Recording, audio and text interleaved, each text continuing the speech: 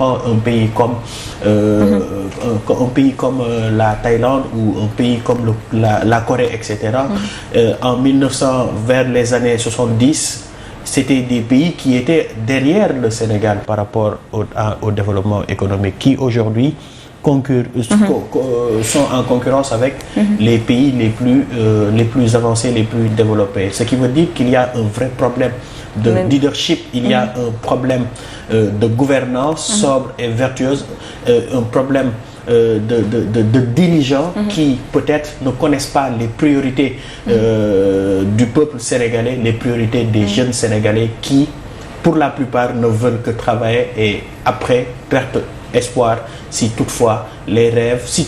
promesses ne sont pas tenues et que les rêves commencent à se briser. D'où ce qui fait dire, cher, que les gens sont insensibles par rapport à cette question maintenant de l'immigration clandestine. Effectivement, voilà. Il y a une insensibilité par rapport à cela, parce que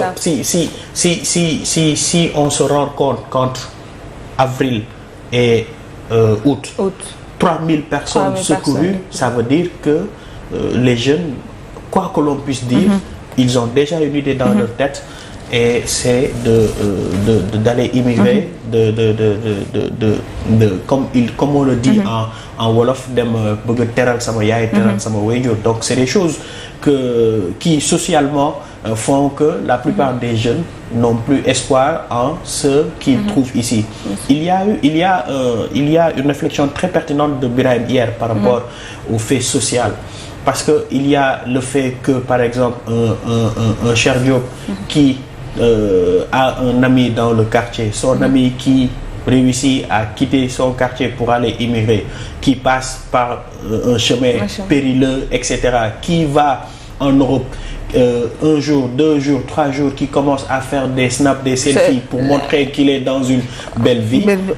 C'est ça qui fait dire la pression sociale sur cette affaire. Effectivement, voilà. il y a une pression sociale par rapport à l'entourage, à l'environnement. Parce que ceux qui partent en Europe ne montrent jamais les difficultés lesquelles ils sont passés pour arriver là-bas. Et quand ils arrivent, c'est pour après s'exposer et montrer la belle vie. Et peut-être même des fois, c'est parce que il y a une personne qui dit souvent que on ne montre jamais ses échecs. On ne montre que ses réussites. Donc pour la plupart, c'est des mirages. Ils font croire aux jeunes que la belle vie ne se trouve qu'en Europe. Et après, pour les inciter à après eux venir et entrer dans des situations lesquelles après il y a des conséquences très catastrophiques. Donc il y a cette pression sociale qui pèse énormément sur les jeunes. Il y a aussi cette pression sociale du côté de la famille. Être aîné d'une famille, avoir ses frères, avoir ses sœurs, ne pas pouvoir subvenir à certains besoins fait que la plupart d'eux de ces jeunes-là se disent mais pourquoi pas sortir, pourquoi pas aller immigrer et tenter notre chance. Et pour la plupart du temps, c'est ce qui les motive à vouloir sortir de chez eux, quitter et aller vers des embarcations ou aller immigrer et après c'est à le risque zéro. D'accord. On revient, cher, également sur enquête qui ce matin, femme en état de grossesse qui n'a pas pu retrouver son bébé, où est passé le nouveau-né. Beaucoup de questions se posent sur cette affaire. Oui, mais néanmoins, l'enquête est en cours, cher. Oui, effectivement, l'enquête est en cours. Déjà, le quotidien, l'enquête qui nous renseigne que la dame est actuellement en garde à vue. Ce qui veut dire que je pense qu'il faudra... c'est comme ça qu'elle s'appelle. Et je pense qu'il faut faire très attention sur cette affaire. Attendre que l'enquête se termine afin qu'on puisse savoir ce qu'il en est. Mais en tout état de cause, si toutefois il y a enlèvement, c'est que c'est quand même une histoire, c'est que c'est quand même une affaire grave, une affaire qui mérite d'être élucidée. Une femme en état de grossesse très avancée, agressée, enlevée, c'est qu'il y a de quoi s'inquiéter. Parce que quand même, après la psychose que ça peut entraîner dans la société, peut être quand même peut-être très importante. Et moi, je me dis, est-ce qu'on est tous en sécurité en quelque sorte? Donc, après, ça, c'est l'analyse que l'on fait en attendant les résultats de l'enquête. Oui, parce que ces analyses ne sont basées que sur des faits. Et le fait est qu'elle a été enlevée. Et quand elle a été enlevée, elle était en état de grossesse très avancé. Donc ça, ce sont les faits. Et si toutefois il s'avère que ces faits se confirment, on pourra dire qu'il faut qu'il y ait quand même un renforcement par rapport à la surveillance et par rapport à la sécurité dans ce pays, parce que quand même, on peut nous rappeler pendant les événements de juin, on a vu ici une vidéo où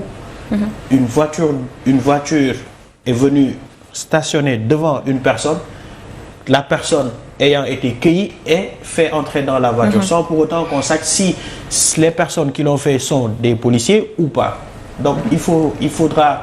faut qu'on fasse très attention et il faut quand même renforcer la sécurité des biens, parce que quand même cela va de l'importance capitale des populations afin qu'ils aient une quiétude. D'accord. Oui. Il est venu en retard, mais il est là. Bonjour Birahim. Bonjour Talla, et toutes mes excuses. Le retard, certes, n'est dû à... C'est vraiment pas ma faute, puisque un pneu crevé et qu'on n'arrivait pas à enlever pour le remplacer. Mais bon, ce sont des choses qui arrivent. Bonjour également à Cheikh et l'ensemble des auditeurs, téléspectateurs, mais aussi internautes qui nous suivent. D'accord.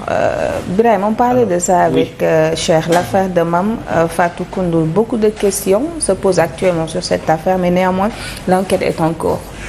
Concernant la dame, là, j'ai vu dans d'autres journaux, et même depuis hier, qu'on doute même de son état de grossesse. On verra ce que dit l'enquête. Dans une personne gardée à vue, ça veut dire que la police sénégalaise, qui est quand même assez professionnelle, a des raisons pour la garder en vue et même peut-être douter de tout ceci. On verra ce que cela va donner comme résultat de ces enquêtes. On a annoncé l'avoir amené voir une gynécologue ou un gynécologue pour justement prouver qu'elle était en état de grossesse et qu'elle a accouché. Puisqu'on le sait, on ne peut pas accoucher là tout de suite et ensuite vaquer à ses occupations 5 minutes après ou dans la journée, puisque le corps a subi un traumatisme pour les femmes qui savent ce que c'est, qui permet ou qui fait que souvent on n'est pas avec tous ces moyens physiques et même mentaux pour certains. Moi, je préfère peut-être attendre l'issue de cette enquête, puisqu'il y a eu beaucoup d'informations depuis hier concernant cette affaire, rocambolesque pour certains, bizarre pour d'autres, et peut-être l'enquête nous dira exactement quelle est la suite un peu par rapport à tout ce qui a été dit concernant cette dame. En tout cas, on souhaite que si elle était enceinte et que elle s'est fait kidnapper le bébé, donc on puisse retrouver le bébé, si, je dis bien si, et si ce n'est pas le cas aussi, qu'on arrête aussi de prendre aussi les gens pour ce qu'ils ne sont pas. Malheureusement, on utilise trop les réseaux sociaux, quelquefois d'une manière assez positive, mais très souvent de manière assez négative. On nous dit que son époux n'est pas au Sénégal depuis plusieurs mois, je ne sais pas, plusieurs années. On nous dit que sa belle-mère s'est posé des questions. Moi-même, je me suis posé des questions. Bon, on verra ce que dit l'enquête. Mon cher, sur le Peuple quotidien qui parle aujourd'hui de l'ancien Premier ministre Mohamed Boun Abdallah Dionne qui a déclaré hier sa candidature. Oui, effectivement. Alors, hier, l'ancien Premier ministre et collaborateur du président Macky Sall a fait une déclaration par rapport à sa candidature pour les élections de 2024 qui, lui, reste aux côtés du président et à la décision que le président prendra, mais qui insiste et nous fait savoir que si toutefois sa candidature est retenue, qu'il fera de sorte à ce que tout soit mené à bien, parce qu'il l'a rappelé en 2019, il a eu à battre campagne et qui selon lui connaît bien les rouages du comment faire pour être président de la République. Donc c'est une note qui nous a été parvenue hier et qui aujourd'hui le quotidien Le Peuple aujourd'hui titre à sa une Dionne chapeaute le Dauphinat. Alors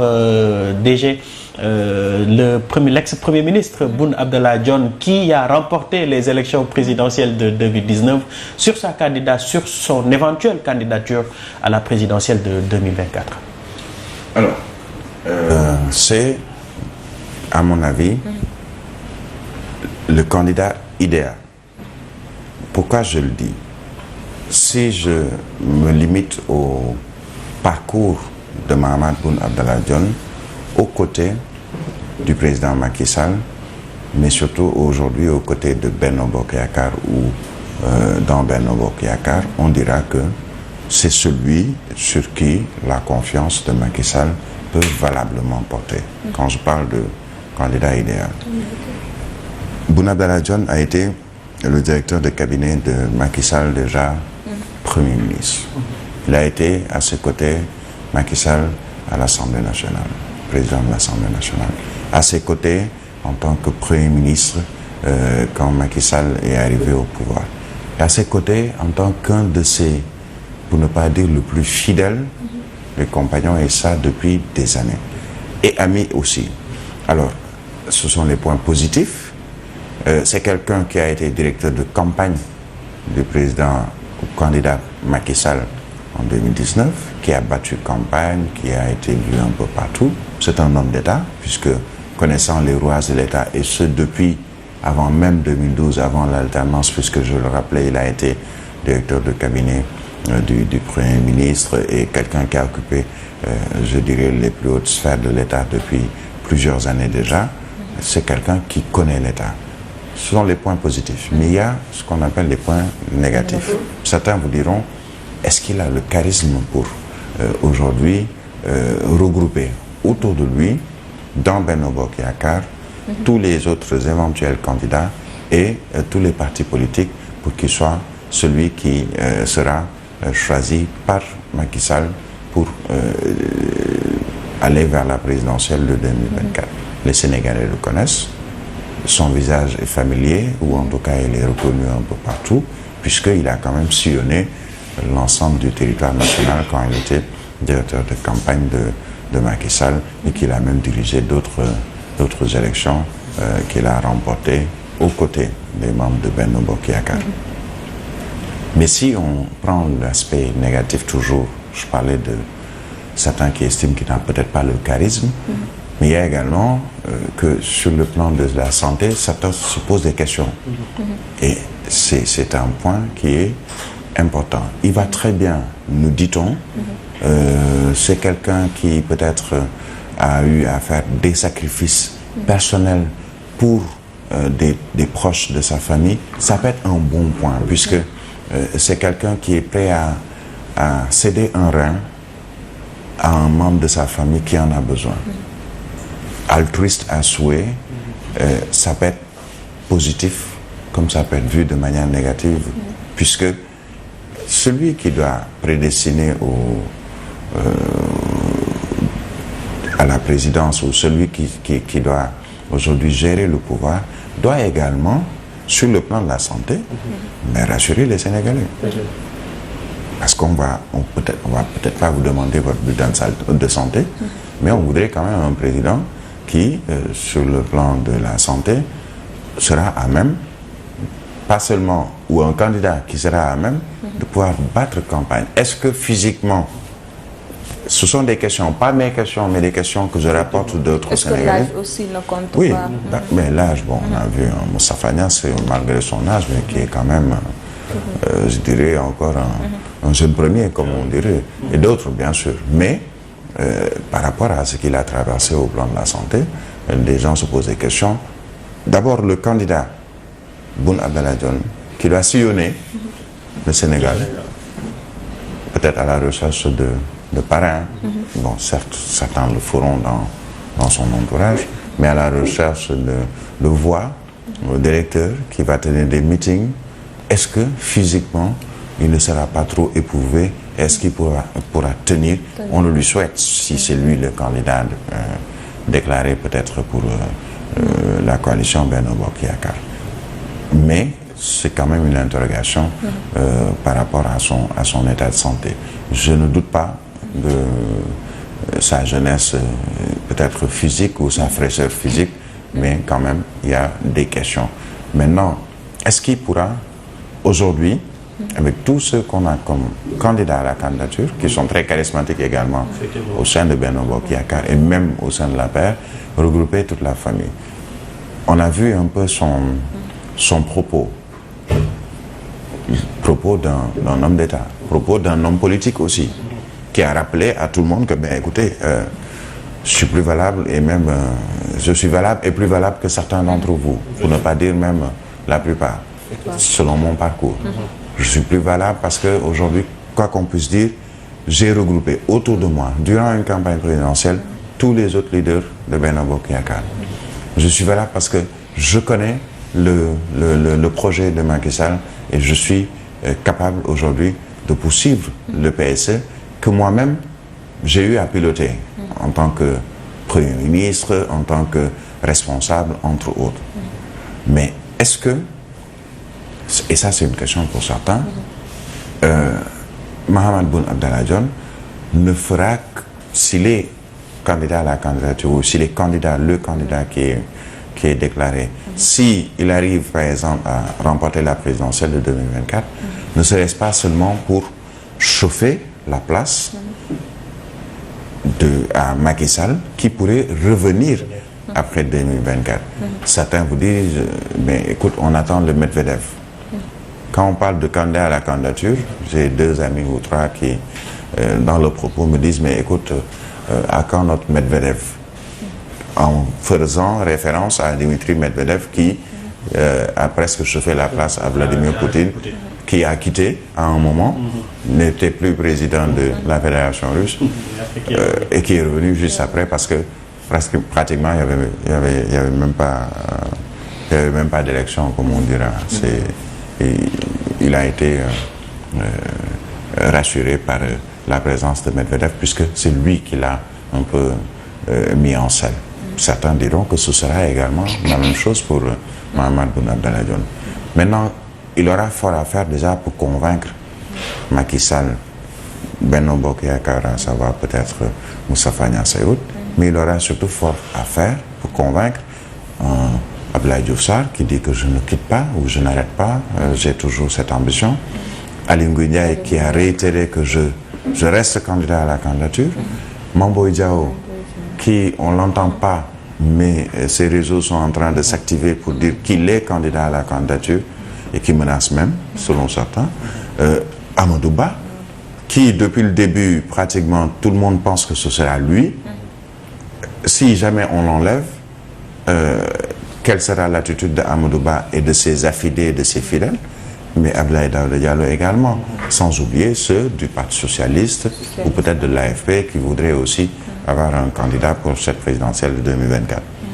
Si je peux vous l'assurer, le président Macky Sall, à moins qu'il ait remis la patate chaude à Moustapha Niasse ou à une autre personne, ce qui est sûr, c'est que il se pose énormément de questions. Maintenant, son choix sera, disons, déterminant pour la suite. Puisque c'est pas parce que je choisis quelqu'un au sein de ma coalition pour être le candidat de la coalition Benno Bokk Yakaar que c'est le prochain président de la République, non. puisqu'il y a aussi l'opposition, et surtout il y a de nouvelles têtes, et sur qui il faut aussi compter, et ne pas les minimiser dans cette présidentielle de 2024. Quand je parle de nouvelles têtes, c'est Anta Babacar Ngom, qui peut faire son petit bonhomme de chemin. Je parle de Abdoulaye Sylla, depuis quelques jours, un candidat très sérieux et qui au moins a une, je dirais, chance déjà dans l'électorat mouride, parce qu'on le dit aussi, quoi qu'on puisse dire, bon, on est au Sénégal, on sait comment ça se passe. Certains vont voter pour Chadio parce qu'il est mouride. Certains vont voter pour Tchala parce qu'il est Peul. Certains vont voter pour Birahim parce qu'il est tout couleur. Bon, malheureusement, ça ne doit pas se passer comme ça, mais c'est comme ça que cela se passe au Sénégal, puisque on a encore ancré dans nos façons d'être ou de vivre ces clivages et surtout cette appartenance, même si la Constitution l'interdit quand il s'agit de distinguer peut-être les tariqas ou entre autres. Mais ce qui est sûr, c'est que tu es quelqu'un qui va donner du fil à retordre à beaucoup d'autres candidats. Sans oublier ceux qui aujourd'hui seront, ou celui qui sera peut-être, si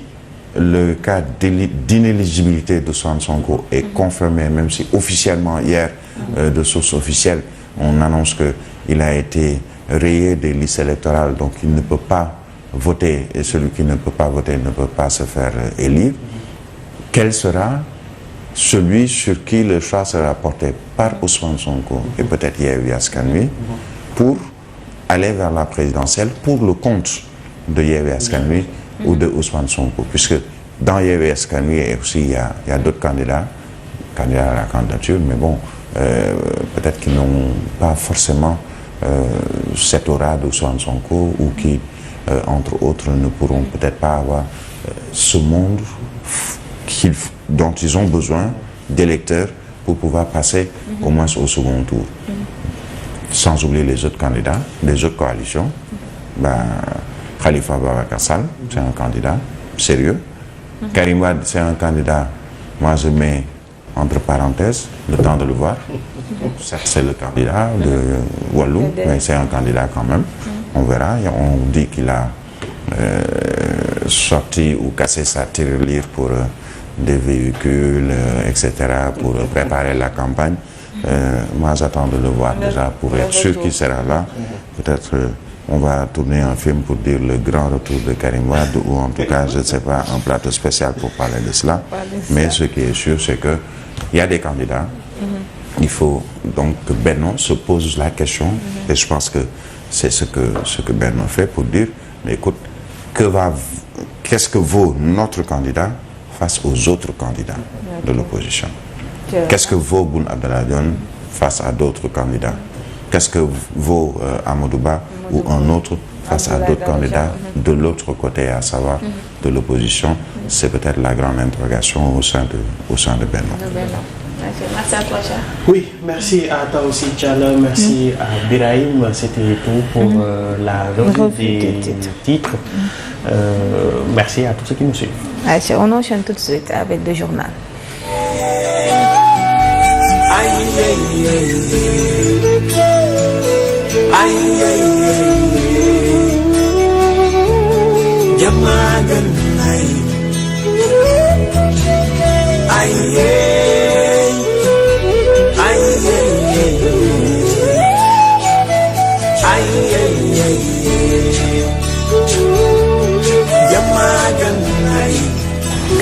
La Commission nationale de concertation sur le croissant lunaire s'est réunie hier pour scruter le croissant lunaire après avoir recueilli toutes les informations venant de leurs représentants qui sont dans les différentes localités du pays, notamment dans les foyers religieux, et après les larges concertations à leur sens, la Commission lunaire a déclaré que le croissant lunaire n'a été aperçu dans aucune localité du pays. En conséquence, le vendredi 18 août 2023 sera le premier jour du mois lunaire Safar. Je vous propose d'écouter Imam El Hadji Omar Diène, le coordonnateur du ce détail. Bismillahirrahmanirrahim. Déclaration de la commission lunaire ce mercredi 16 août 2023. La commission nationale de concertation sur le croissant lunaire s'est réunie aujourd'hui mercredi 16 août 2023 à la RTS pour scruter le croissant lunaire. Après avoir recueilli toutes les informations venant de nos représentants dans les différentes localités du pays, notamment dans les foyers religieux, après une large concertation en notre sein, la commission déclare que le croissant lunaire n'a été aperçu dans aucune localité du pays. En conséquence, le vendredi 18 sera le premier jour du mois lunaire de Safar. Le vendredi 18 août sera le premier jour du mois lunaire de Safar ou Digui Gamou. Nous vous souhaitons une bonne soirée. Merci, le président de la commission lunaire, Imam El Hadj Oumar Diène. Dans les préparatifs du Magal 2023, nous nous intéressons à la résidence Kër Serigne Touba située à Colobane, un lieu qui existe depuis 1960, occupé par le fils de Cheikh Ahmadou Bamba, fondateur du mouridisme. Selon son conservateur, il s'agit d'une bâtisse qui permet aux fidèles mourides de s'y retrouver pour l'adoration et la pratique des enseignements de Serigne Touba. Partons à la découverte de cette résidence avec notre confrère Ibrahima Khalil Diémé. Ce lieu est occupé vers les années 1960 par Serigne Bassirou Mbacké, un des fils du vénéré Cheikh Ahmadou Bamba Mbacké, fondateur du mouridisme. Pourquoi cette maison dite Kër Serigne Touba est créée à Colobane? Pàkk bii nag moom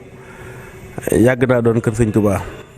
Cela fait longtemps que ce lieu est créé et dénommé Kër Serigne Touba parce que l'histoire nous révèle que c'est le fils de Serigne Touba qui l'a construit ici. Il s'appelle Serigne Bassirou Mbacké. C'est lui qui était ici en ce moment. Presque depuis 1960, ce lieu est là. Serigne Bassirou mi ngi fi jógee ay 1960 yooyu te fi la bàyyi kër gi kon xam nga ne kon loolu yàgg la. Cette résidence, au-delà de son caractère symbolique, constitue un lieu de convergence des fervents mourides qui s'y rencontrent pour adorer le Tout-Puissant. Cette maison est construite en réalité uniquement pour l'adoration du Tout-Puissant et rassembler les fervents mourides autour des enseignements de Serigne Touba, mais pas pour héberger des talibés. Kërug jaamukaay yàlla la ko Serigne Bassirou Mbacké defee woon. Dajale njaboot gi moo ko tax a jóg ndax ñoom bu ñuy defar kër lu dajale njaboot gi ak dajale taalibe yi moo tax kër gi moo sajj kër gi. Comme tous les autres contrées de la communauté mouride, à la résidence Kër Serigne Touba de Colobane, les fidèles préparent le 18 Safar conformément aux enseignements de Serigne Touba. Mouride yëpp di waajale rek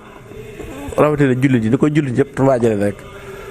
Écoutez, et pour le Magal et le 18 Safar, nous le préparons comme tous les autres fidèles. On ne peut faire autrement que de pratiquer à la lettre les enseignements de Cheikh Ahmadou Bamba Mbacké. ba muy am fukki fan ak juróom bi set bu ñu jullee timis ba gi ñu jullee gee ba noppi danañ fi yëkkati xasida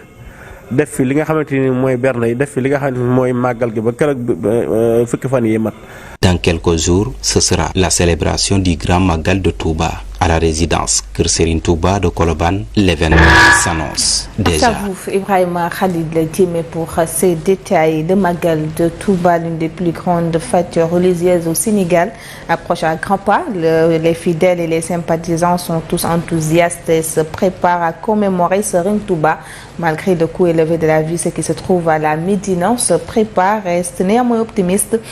quant à la régulation de cette situation. Ils ont également abordé les mesures de sécurité publique, une question qui préoccupe bon nombre de Sénégalais. C'est un reportage de Ramata Sarr et Cheikh Tidiane Sène.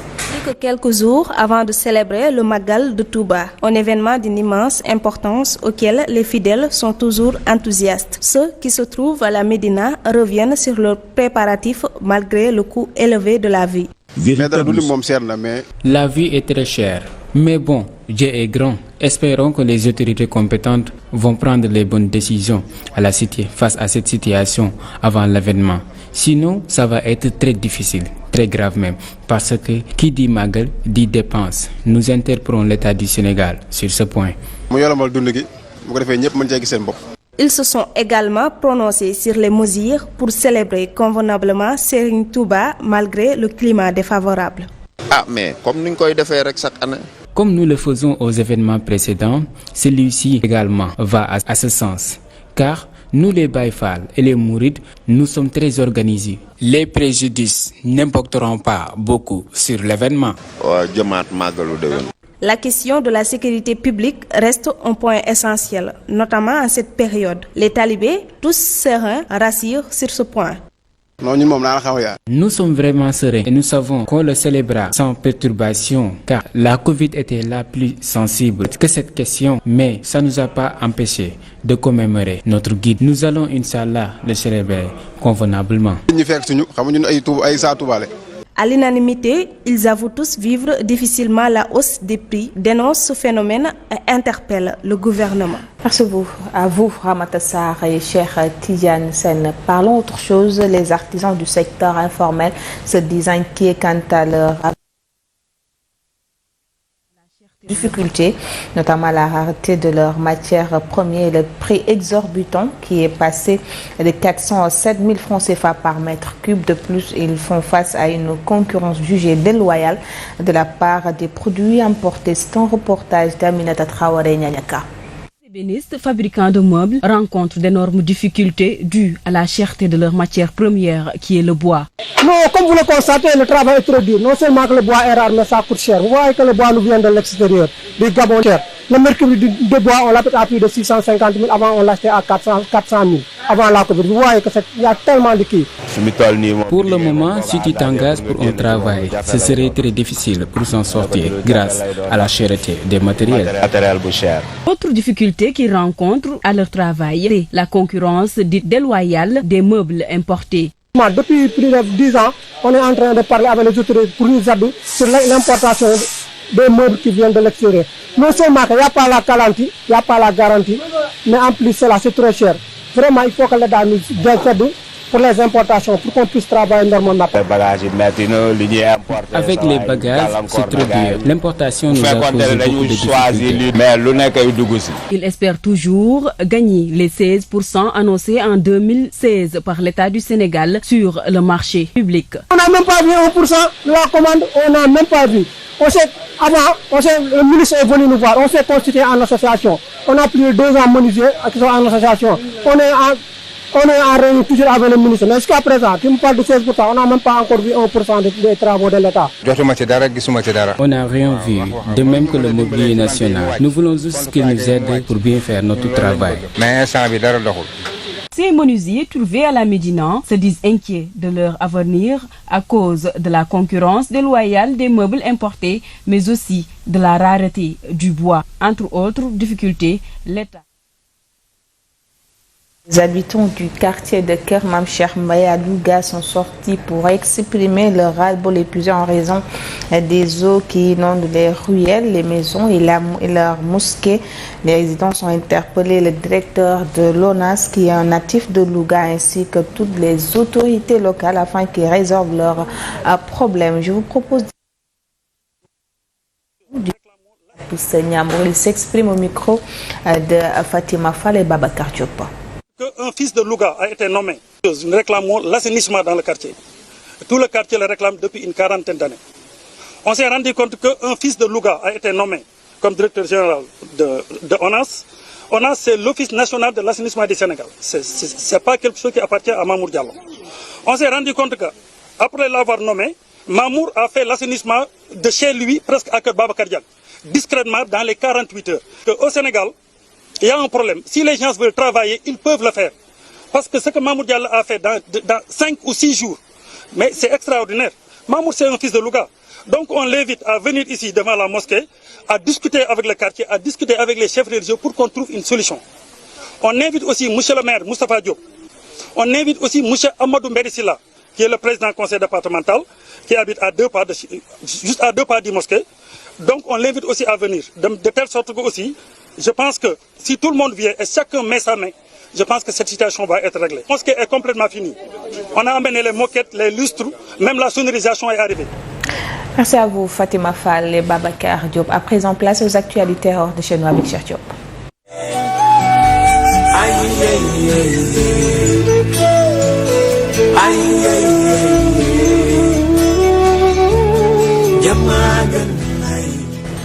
Chère direction Niger, la CEDEAO se réunit à Accra aujourd'hui pour discuter d'un éventuel plan d'action militaire. Oui, après avoir été reporté le 12 août, la réunion des chefs d'état-major des armées des pays de la communauté économique des États de l'Afrique de l'Ouest se tient finalement ce jeudi 17 à Accra, au Ghana. Ils sont réunis pour 2 jours et devront finaliser le plan d'une éventuelle intervention militaire pour rétablir l'ordre constitutionnel au Niger, mais cette option présente plusieurs fragilités. Et puis guerre au Soudan, cher, de nouvelles initiatives pour obtenir un cessez-le-feu de manière pacifique. Les tentatives régionales entreprises jusqu'à présent pour un cessez-le-feu au Soudan ont échoué. 2 initiatives soudanaises ont cependant été lancées cette semaine, toujours dans l'espoir de mettre fin à la guerre qui ravage le pays depuis 4 mois où les militaires et les paramilitaires continuent de s'affronter. La première initiative est venue des forces civiles signataires de l'accord cadre de 2022 avec les militaires pour former un gouvernement de transition dirigé par des civils. Et puis France, pour finir, cher, dans son nouveau livre, Nicolas Sarkozy fait la leçon à Emmanuel Macron. C'est un livre qui fait déjà parler de lui alors qu'il n'est pas encore sorti. Nicolas Sarkozy publie son 3e ouvrage, Le temps des combats, qui raconte la fin de son mandat de 2009 à 2011. Parution prévue la semaine prochaine, le 22 août. Mais l'ancien président de la République en a déjà dévoilé la teneur dans un long entretien au Figaro, dans lequel l'ex-locataire de l'Élysée n'épargne pas Emmanuel Macron. Bien au contraire. Et c'est tout pour les actualités internationales, Tchalalou. Merci à toi, cher Diop. C'est tout pour les actualités de chez nous. C'est également tout pour le journal. La deuxième partie de C'est clair, c'est juste après ceci.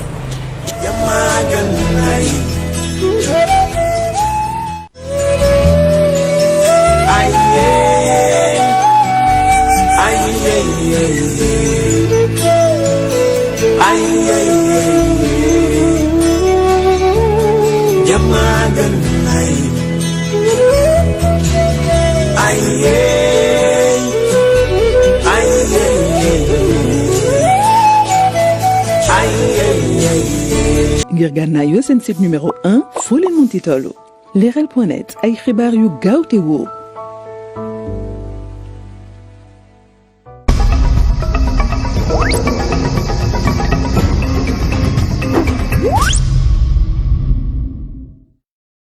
dama ne télé bi ngeen doon xaar tàkk na de Leral TV 100% xibaar maa la ko wax te nag télé bi fépp la yegg ci Sénégal de décodeur TNT ba nag ñu ngi canal 33. Leral ay xibaar yu gaaw te wóor.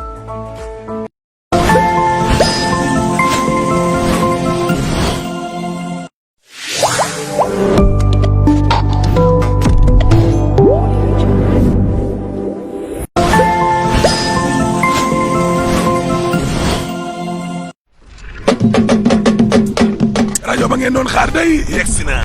rajo conducteur yi. rajo taximan yi. 96.1 Dakar. 100.4 Kaolack. 87.8 ci Mbacké ak Touba. 93.1 ca Ziguinchor. ak rajo Leral léppay leer. rajo bi leen di gën a jegele ak xibaar. ak rajo Leral.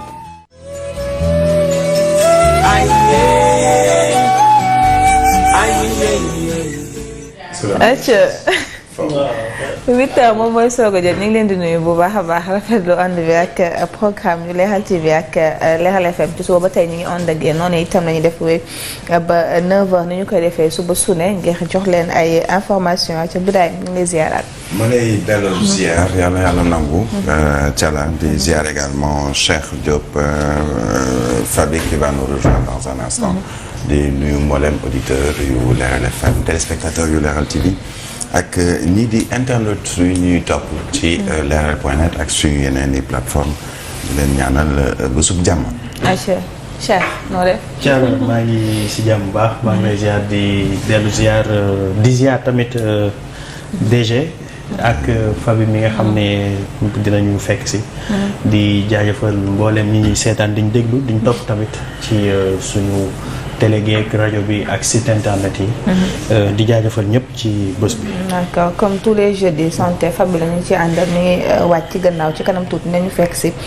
ci plateau bi aca Cheikh comme que sa. copain daa bindante tey comme sama doom day tey moom dafa. waaw après moom. mais bon xam naa bu ñëwee dina ci wax ak kii DG. waaw tey moom du nekk directeur.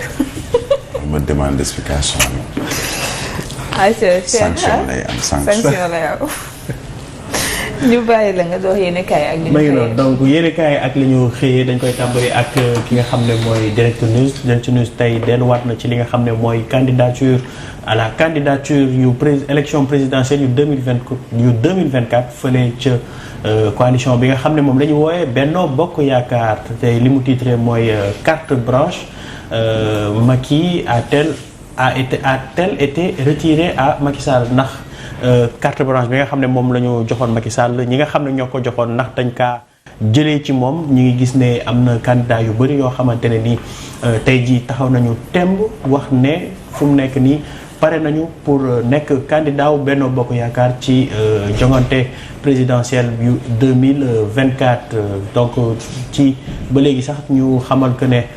ñi nga xam ne ñoom ñooy yenn ci candidats yi ñi ngi def li nga xam ne nii mooy activisme bu fébrile waaye tamit ñii di ministres yi ak directeurs généraux yi ñoom it ñi ngi yëglu ci li nga xam ne mooy jongante candidat élection présidentielle yu 2024 Abdoulaye Daouda Diallo tamit moom mi ngi ci côté am di lijjanti moom tamit nu muy def ba nekk candidat Aly Ngouille Ndiaye waxi noppi ak ñeneen ñi nga xam ne nii ñi ngi yëngu ngir li nga xam ne nii mooy wàllum candidature bu 2024 ci élection présidentielle yu 2024 yi ñu dëmmal ñu xamal que ne fu mu nekk nii président Macky Sall moom li ñuy naan question à multiples à plusieurs équations loolu moom la am fu mu nekk nii ci jafe-jafe utum candidat ci élection présidentielle yi dañu fay des foofu waaye bu fekkee mën nañu indil li nga xam ne nii mooy quotidien bi nga xam ne mooy bu le peuple comme ça ñu waxtaan ak Birame mi ngi noonu ci démb li nga xam ne nii mooy Boun Abdallah Dionne nekkoon ancien premier ministre nekkoon directeur de campagne bu Macky Sall bokkoon ci élection présidentielle yu 2019 yi battre ko gagné ko moom tey jii moo dellu siwaat di xamal que ne moom pare na tey jii pour nekk candidat wu Benno Bokk Yaakaar bu fekkee dañ ko tànn dina respecter aussi tamit li nga xam ne mooy décision bi président war a mën a jël waaye tamit di fàttali ñi nga xam ne ñooy candidat yi que ne moom am na ci xam-xam am na ci expérience te mën naa jiite su boobaa bu fekkee tey jii dañ ko tànn pour que mu nekk candidat wu Benno Bokk Yaakaar Birahim donc ci loolu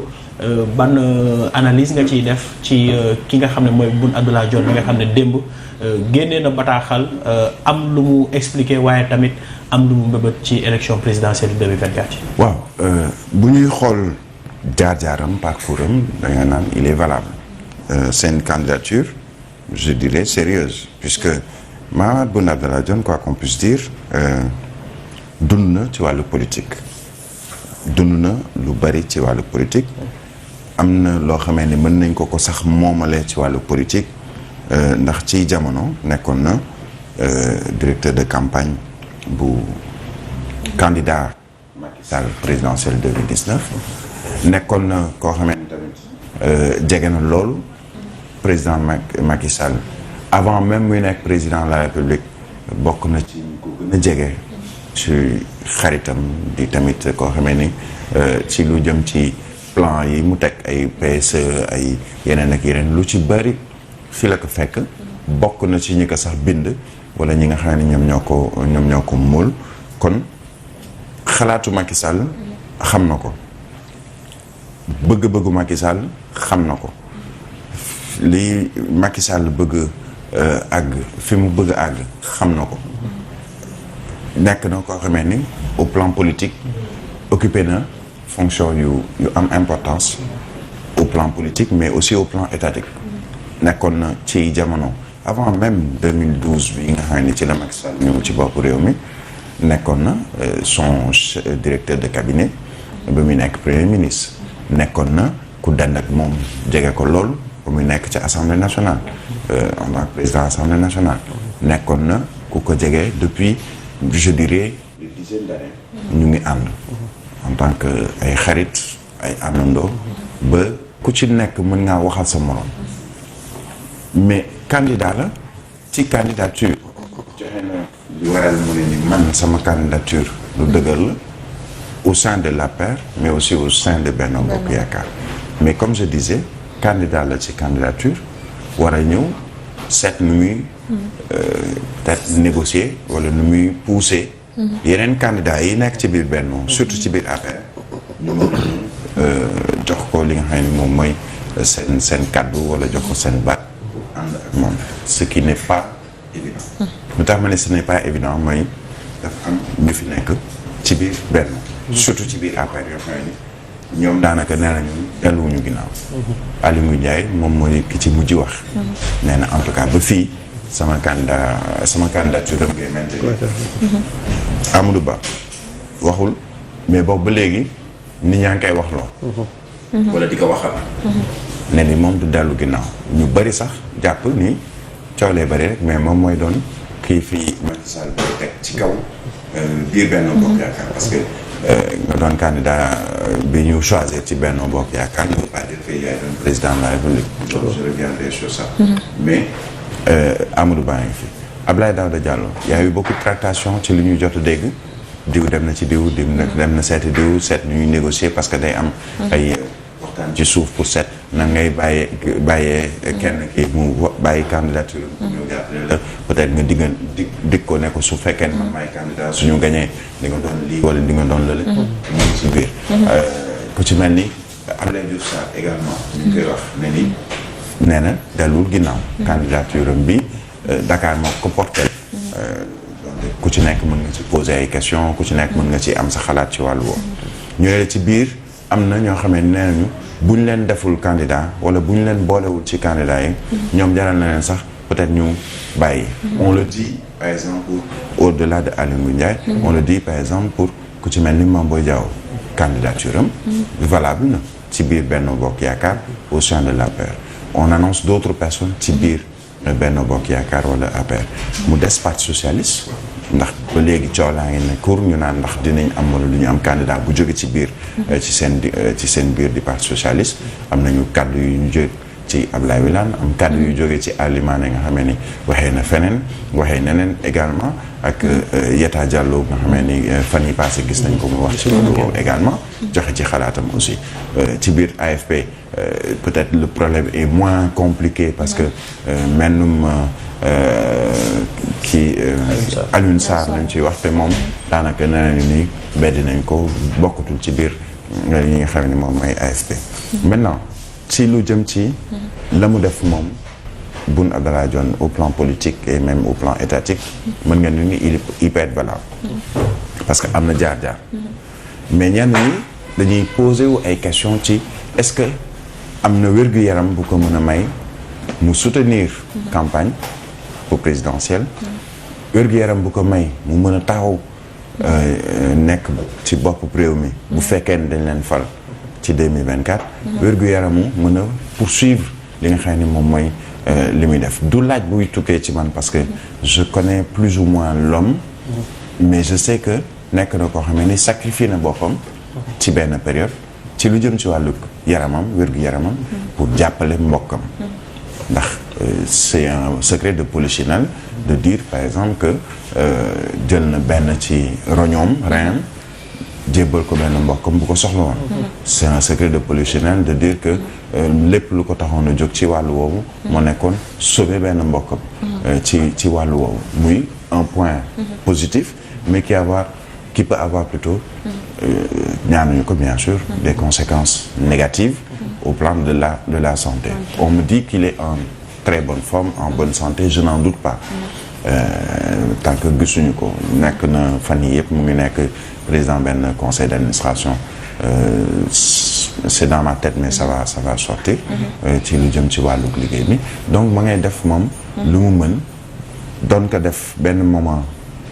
li ñu naan in deep ci suuf kenn yëgul kenn tinul muy def lu muy liggéey ba pare am confiance su président Macky Sall quoi qu'on puisse dire parce que ils se connaissent depuis un certain nombre d'années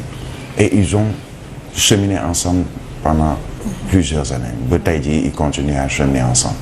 Macky Sall jël ko wóolu ko ne ko yaay sama chef de directeur de cabinet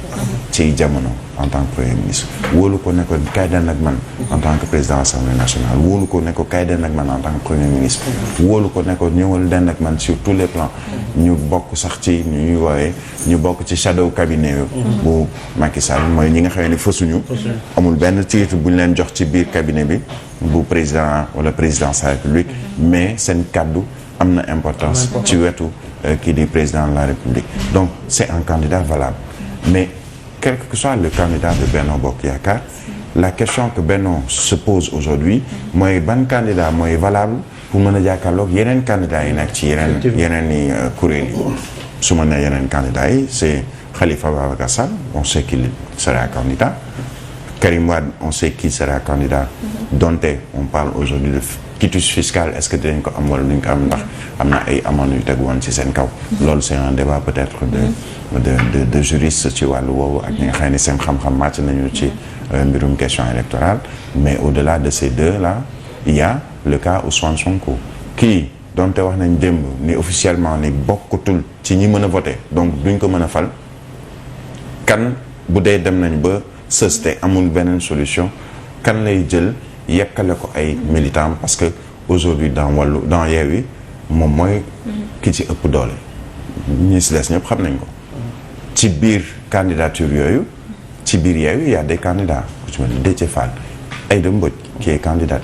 il y a ces nouvelles candidatures yoo xam ne tamit il ne faut pas ñu teg leen à côté parce que am nañu importance aussi te mën nañu am rôle bu ñu jouer ci élection présidentielle 2024 je prendrai peut-être une autre dame ku ci mel ni Anta Babacar Ngom qui est en train de tisser sa toile ndànk-ndànk am keneen ku ñëw koo xamee ni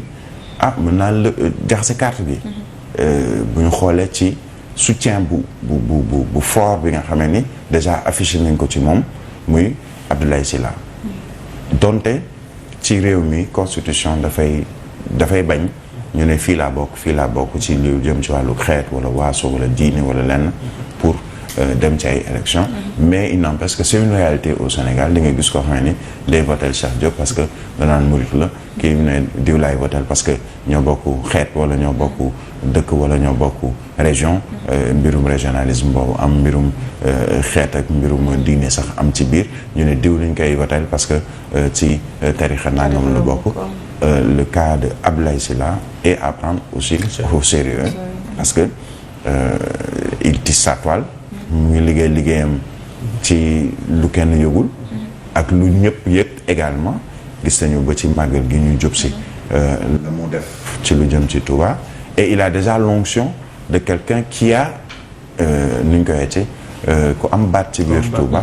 ci biir yoonu murit muy sëñ Abdou Karim Mbacké ak njabatub sëñ Fall ni ko sëñ Abdou Karim waxee te xam nañu ni am na doole boo xam ne am nañ ko te am na loo xam ne mën nañ ko def ci ñi nga xam ne ñoom ñooy les votants ndax am na ñoo xam ne xooluñu sax yow sa programme wala yow la kan waaye dañ naan sëñ bi nee na ba léegi am na donte on dit que ndigal amutul wala ndigal demeetul noonu ci lu jëm ci wàllu politique mais am na ñoo xam ne seen kàddu ba léegi moom la ñii di voté di topp ndax dañ naan ni ñun lu sëñ bi wax rek lu mën a doon ak ci fànn bu mën a doon foofu la ñuy dem donc candidature sérieuse et surtout à surveiller yeneen candidats yi jàkkaarloo Benno Bokk Yaakaar ou le candidat de Benno Bokk Yaakaar ce sont ñi nga xam ne ñu ngi fi depuis un certain temps c'est peut-être Bougane Gueye Dany c'est nu ñu koy weeti Thierno Alassane Sall c'est Abdourahmane Diouf c'est Pape Djibril Fall ce sont entre autres candidats yoo xam ne ñoom ku ci nekk mën nga ñëw taxaw ne ni valablement war naa mën a doon kii war a jiite réewum Sénégal mais comme je le disais tout à l'heure seen question ñoom au sein de Benno ak lii nga xam ne moom mooy doon seen principal li nekk seen xel mooy kan lañ fi teg koo xam ne ni dina mën a face ñooñu nga xam ne ni ñoom ñoo nekk suñu kanam parce que ce sera Benno contre tout le monde wax bi yëpp loolu la ce sera Benno ou le candidat de Benno contre tous les autres parce que ñi si des ñëpp ku ci nekk da nga naan man damay samp sama dënd ci opposition bi ñoom ñëpp Idrissa Seck bon j'en ai pas parlé tout à l'heure mais dañ ko war a sóoraale aussi bon parce que quand même attention à cet homme politique quelquefois da nga naan daanu na dee na mais il sait comment revenir au devant de la scène. C'était quand même le deuxième ci présidentielle 2019 ci diggante bi nag bon am na lu bari lu soppeeku am na lu parce que ci diggante 2019 ak tey am na ñu juddu ci wala ñu gën a dëgër ci wàllu politique. C'est le cas par exemple de Ousmane Sonko qui, quoi qu'on puisse dire, même en prison ou sur son lit d'hôpital, a quand même toujours mainmise, je dirais, sur son électorat et surtout sur un électorat plutôt assez jeune. Donc autant de questions. mbirum Dauphinat bi moom ñenn nee nañu coow li mooy c'est à la Medvedev mooy la xewoon ci diggante Poutine ak Medvedev ba ñu nee ni Poutine mënatoo nekk jiit bi mu dem lijjanti kenn ñëw dugal ko kooku ñëw topp liggéeyam ba benn moment mu jébbalaat ko ba mu nekk fi tey jiite fédération bu Russie. Est-ce que ce sera à la Medvedev ñu ne nii léegi kan mooy doon candidat wu Macky Sall kooku ñëw continuer peut-être son PSE ak yeneen pour benn mandat maanaam suufeel ko place bi mu bañ a sedd mu ñëwee toogaat place am bon ay xalaat la rek parce que lu mën a xew dans les Sénégalais ñoo voté ils ne votent pas parce que bon c'est Macky Sall ou c'est Benno ou c'est autre non ils votent parce que peut-être ku ci nekk am na sa li tax muy voté ñenn ñi ñooñu ne parce que moom dañu bëgg changer en 2012 des gens ont voté pas contre Abdoulaye Wade ou pour Macky Sall mais contre Abdoulaye Wade. Il y a des gens qui ont voté en 2012 dañuy ñun coow lay bari ku ñu fi tegoon du votel ko waaye l'essentiel mooy na fi Abdoulaye Wade. am na ñoo xam ne 2024 dañu naan ku mën a doon mais l'essentiel pas Benno. am na ñoo xam ne dañu naan ku mën a doon mais l'essentiel pas l'opposition. donc il y a une manière peut-être ci wàllu vote boo xam ne ni loolu tamit ñoom ñi ay experts politiques ci wàllu woowu dañ koy sóoraale au sein de l'opposition comme au sein de Benno Bokk Yaakaar. D'accord balaa ñuy ñëw Cheikh ci beneen point bi rek Fabi ñu bàyyi la d'abord nga nuyoo. maa ngi nuyu Thialla di nuyu Birahim ak Cheikh ak téléspectateurs yi ñuy seetaan yëpp. d'accord am leen bon réveil matinal. acca namoon nañ la Fabi comme tous les chefs. maa leen daw lu bari. acca Cheikh bu ñu ñëwee ci bien sûr mbëkk mi ak gaal gi nga xam ne moom moo jugee Fass Boye doon wutali Europe Cap-Vert lañu ko gisee téeméer ak benn 101 la defoon bu ñu xoolee depuis démb ñu ngi waxtaan que ni peut-être autorités yi mënuñu dara ci mbëkk mi ñenn ñi jàpp nañ ni li koy firndeel naka la gaal goo xam ne peut-être mi ngi jugee Fass Boye doon wutali Europe réer diggante Cap-Vert Fass Boye nga xam ne soriwul ak Sénégal ñu war a mën a am ay jafe-jafe pour teg bët gaal googu. waaw mooy. mi ngi noonu quotidien bi le quotidien moom wax na ci tey jii donc démb ñi ngi doon wax que ne lu tollook juróom-benni fukk ci nit ñàkk nañ seen bakkan ci embarcation boobu noonu ñeneen ña ca des mooy fanweer ak juróom-ñett yi nga xam ne nii jëlee nañ leen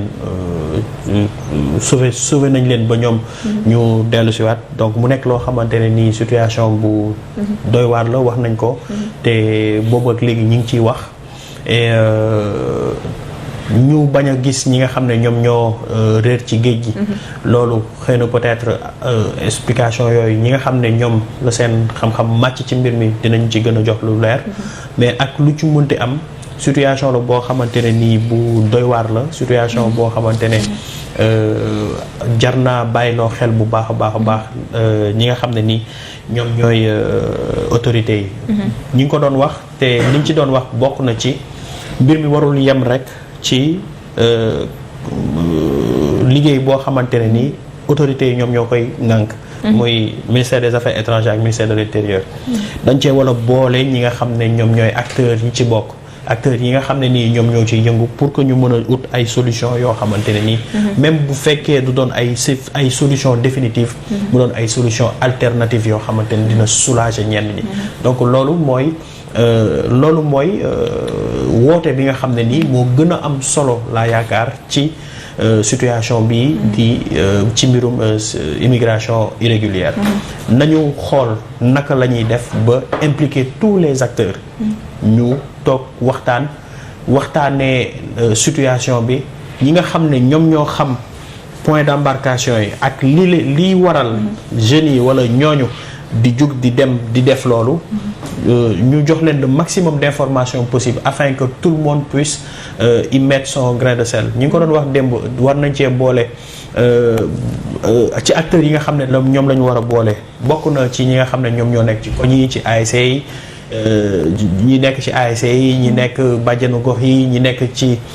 psychologue yi sociologue yeeg yu demee noonu ñoom ñëpp war nañ leen a woo pour waxtaanee situation bi pour mën cee jël solution boo xamante ne nii dafay doon solution boo xamante ne dina wàññi xew-xew bii nga xam ne nii lu yàgg la waaye ba tey mi ngi continuer te jëyo bi muy indi ëpp na bëri am na ay njeexital yoo xam te ne yu am solo yoo xam te ne mi koy am ci dëkk bi di ko am ci ñi nga xam ne nii wax dëgg fa yàlla mooy njabootu ñiy dem te bu ñu demee duñu dellu si waat. Birahim li ma wax Cheikh sànq diggante peut-être Sénégal ak Cap-Vert yan jafe-jafe la ñu war a mën a am peut-être gaal gi depuis juillet la ñuy wax août mat na 1 mois ñu doog a gis gaal gi. Je vais revenir sur ma question d'hier parce qu'il faut que ñu wut ci tontu. Quand le village des migrants. Poche de l'âme. juróom benn gaal yoo réer depuis 1 mois boobu ñeent ñi au moins jóge Fass Boye ñu ne gis nañu benn gaal man la question mooy ana yeneen juróomi gaal yi on parle de 63 morts ci embarcation bu démb bi ñu jot a gis bërki démb ça veut dire qu'il y a peut-être yeneen embarcation yoo xam ne des na te xamaguñu fa la ñu jël et je le répète démb wax naa ko question émotion ngi ci waaye dëgg ngi ci aussi 60 morts dans une embarcation ñu leeral ne ay Sénégalais dégg guma ñu ne nii on a mis le drapeau en benn pays national c'est 60 morts 63 morts OIM confirmé te OIM bu wax ci wàllu migration am na ci ay kii parce que lu mu yore ci ay nit ñu koy liggéey ci wàllu boobu bëri na je vais peut-être me répéter waaye wax naa ko fi waxati ko fi le drame de l'immigration clandestine depuis phénomène drame la boo xamee nag mënuñu ñëw toog def benn conseil interministériel rek wut ci solution mën na nekk la solution vient de tout le monde parce que tout le monde est responsable tout le monde doit être impliqué tout le monde doit pouvoir se dire sama mbokk ngi ci faw ma seet ci solution mooy lan mooy président mooy woote parce que moom mooy quand même le président de la République ab daje boo xam ne daje national lañ koy mën a dugg boo xam ne ñëpp a ngi ci biir ñi liggéey ci wàllu santé ñi liggéey ci wàllu sociologie ñi nga xam ne ñoom ñooy ay ONG wala association yuy yëngu ci wàllu migration ASC yi chef de quartier yi nitu diine yi kilifa diine yi nga xam ne am nañu kàddu ci ndaw ñi koy def presse bi ak ñeneen ñoo xam ne ñëpp dañ leen ci war a impliqué ilimaanu jàkk yeeg jumaa yeeg yooyu pour mën a xool nan lañ koy waxtaanee mais lu wóor mooy 60 morts et que l'État ne réagisse pas 60 morts woon waxuma sax ci ñi dem ak ñi nga xam ne gisuguñ leen parce que buñ leen ne juróom benn embarcation benn daal feeñ na ana yeneen juróomi embarcation yi ñaata nit a ci nekk wala ñoo ci nekkoon fan lañu ne est-ce que dañoo dee ci ndox mi est-ce que seen gaal dafa dëpp kenn gisu leen géej moom lu ci dugg day génn lu ci bokkul au fur et à mesure di nga dégg ñu ne la 1 corps 2 corps excusez-moi échoué na bërëb sàngam yi échoué beneen bërëb yooyu yëpp faw ñu xool ko saytu ko waaye li wóor mooy mu ñoo toog rek bu teyee ñu ne le conseil des ministres wala ñu génne communiqué bu jóge ci ministre de l'intérieur ministre des affaires étrangères aujourd'hui on n'attend pas que le président defal ñu benn tweet bu ñuy partager ci réseaux sociaux yi je m'incline devant la mémoire nangam non la ñu war a def xam mooy lan ne ni tey jour de ñetti fanu deuil national dans d'autres pays on l'aurait organisé dans d'autres pays ñu ne la 60 personnes dee nañu ci accident wu train accident wu lii accident wu nangam ñu ne la deuil national ñetti fan lépp luy xumbaay mbumbaay jël ko teg ko na le seet nu ñu waxtaanee mbir mi mais 63 morts boole ceeg yeneen yi ci y a combien de morts dans émigration clandestine ñu ne 13 fan yee passé ne la am na ñeneen ci temps yële passé ñaata weer ngi ni ñuy wax ay nit ñu ci faatu mais OIM ñëw na la y a eu 63 sur les 101 personnes yu nekkoon ci benn gaal ñu ne 38 lañ ci sauvé 38 lañ ci jot a génne ñi si des ñëpp gisuñu leen mooy OIM ne la ñi si des ñi ngeen gisul ñëpp dee nañu nga toog aucun communiqué du gouvernement pour nous dire lii mooy situation bi lii la ñu jël comme décision ferme 7000 kilomètres de côte yooyu ñu nekk ko ci géej gi mën ñu surveiller ne ni kenn du génnee buntu Rufisque wala génnee ci plage fii wala plage fële non mais au moins xam nañu les points de départ Fass Boye on en parle depuis fort longtemps am na ñu bari ñoo xam ne xamuñu la fuy Fass Boye c'est une opportunité par exemple pour la presse ñu ci mel ni fii ñu dem Fass Boye def reportage pour xam ñan ñooy waa Fass Boye ban yan nit a fa nekk lan mooy seen liggéey pêcheurs yi fa nekk ba démb ñuy taal ay parce que mer nañu ndax seen i njaboot bokk nañ ci ñi nga xam ne amuñu seen benn nouvelle. amuñu yeneen zone de départ yoo xam ne peut-être yii la ñuy yëngu mais ñun yëguñu yooyu. parce que dafa am yekkale. nga déparé fii Soumbédioune. ba ngay départ Soumbédioune duñ ko xoolee bateau immigration clandestine. nga yàpp ay nit ñoom ñëpp solu comme yére mool. comme ni Branco defam nga ne mool lañ. te ñoom loolu tax leen a jóg ñu dem ba ci gaal bu ndaw lañu yore dem ba benn bërëb Kayaar wala feneen fekk beneen gaal gu mag a ngi leen di xaar ci diggu géej gi ñu wekkale leen pour gaal gu mag boobu moom moo war a continuer traversée bi romb Dakhla ca Maroc continuer dem Espagne ñii échoué Dakhla ñii peut-être xam nga kii dem Cap-Vert mais yoonam nekkul woon Cap-Vert Cap-Vert tax ko woon jóg peut-être que gaal gi asamaan yëngu na taw yi fan yi ay taw li ñu nekk ay ngelaw yooyu bu puus ko bu yóbbu ko ci yoonu Cap-Vert te Cap-Vert tax ko woon a jóg bi dem Cap-Vert ñu ne Fass Boye la jógee boo xoolee ci carte bi ñu naan mais lan lay defi Cap-Vert ndax yoon beneen yoon la waroon a jël lu muy defi booru Cap-Vert moom mais ça veut dire que am na lu daaneel gaal gi wala lu puus gaal gi ba nga xam ne àgg na booru Cap-Vert am na loo xamee ni am na ci biir ndax am na ñu ci génn wala ñu ci faatu ñoo xamee ni wadd nañ ci ndox mi ci 38 yooyu ñu la am na benn Bissau Guinéen enquête bi dina wane peut-être bu ñu ñibbisee ne ni boo metti ñoom ñëpp 38 yëpp mën nañu fay wala chance bi moo leen dal ba ñu mën a rëcc mais 63 morts def nañ fi deuil national ci 15 16 17 morts ci accident de la circulation mais 63 morts yoo xam ne officiellement mën nañ ko jàppee noonu ndax OIM du wax ci Mali for comme on dit ma toog y a rien et on en parle depuis hier aucun communiqué du gouvernement xam nga lu ñuy wax fi ñu toll nii gendarmerie la ngay recruter at ñu nekkoon ancien militaire ñu ngi ñaat yooyu la ñu nekk fi ñu toll nii pour lan di wax waxu Niger rek ay CEDEAO nga xamee ni Union africaine sax nee na ko lan la bëgg a def tegul ci yoon c'est-à-dire que quelquefois on se pose des questions sur ñi ñu gouverner seen xel fan la nekk lu ñu xalaat lan la ñuy dund 63 morts au-delà de l'émotion mais je suis un Sénégalais nous sommes tous des Sénégalais 63 morts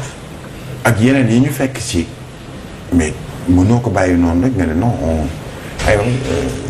dañu seet ñuy lijjantee immigration lijjanti ñi dee ba pare ngay sol doo ko xool leneen da ngay lijjanti wala nga toftal ko ci c'est peut-être dans l'émotion que les gens vont dire 3 jours de deuil national mais peut-être durant ces 3 jours de deuil national mais organise une grande conférence ou xaw ma nan nga koy wooyee bu pale tuutee sax nga seet feneen foo ko mën a def foo xëy da ngay naan yéen ñëpp ñëw leen lii ñuy waxtaane mooy suñuy doom lii ñuy waxtaane mooy suñuy rakk suñuy mag suñuy nit ay doomu réewum Sénégal ñoo xam ne ñu ngi dugg ci gaal gi dem di deewi lan mooy solution wala lan mooy début de solution mais rien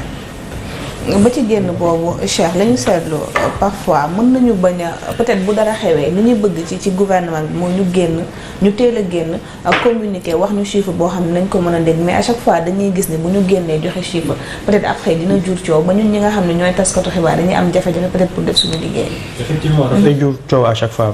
déjà Birame wax na ko. 60 morts te ba léegi kenn ci ministère génneegul communiqué pour sax jaale la moindre des choses parce que ay nit yu dee tamit man bu ma koy wax sax damay sama xol bi dafay diis parce que bakkan dafa fort surtout bakkan boo xamante ne nii moom bi muy demul parce que dafay dem noonu rek parce que da ko neex wala non yi nga xam ne ñoo jógee Sénégal di dugg ci gaal yi pour demuñu parce que dañ ko bëgg wala dara dañuy dem parce que dafa am loo xamante ne nii loolu la ñu bëgg a dem uti ndax li ñu bëgg a dem uti yaakaaroon nañ ko ci seen dëkk gisuñu ko wala seen dëkk mënu leen ko jox ñu ne dañuy génn dem seeti ko feneen donc loolu rek day wane que ne ci benn ci benn wàll état am na ci responsabilité bu mag a mag même bu fekkee ne après les initiatives sont personnelles donc la moindre des choses mooy au moins sax ñu génnee comme ñu jaale ñi nga xam ne nii ñoom ñoo génn àdduna te ñu nekkoon ci bateau bi donc mu nekk loo xamante ne nii situation la boo xamante ne situation bu am bu metti boo xamante ne nii nit ñi ci boppam xamatuñu fu ñuy taxaw nit ñi xamatuñu lu ñuy def di bàyyiloo xel bu baax a baax que ne am na waa ATHA yaa Birame mi ngi ko doon wax sax bu Adama Meng maa ngi koy nuyu de passage sax sama grand la envoyé na ma benn communiqué boo xamante ne ñoom def nañ ko te ñoom nee nañu li ñuy gën a bàyyiloo xel mooy mbirum assise idée de ay assise ak toog concertation moom ñoom nee nañu loolu nekkatul solution boo xamante ne moom ñoom la li ñu bëgg mooy ñu teg ay acte maa ngi ko doon wax démb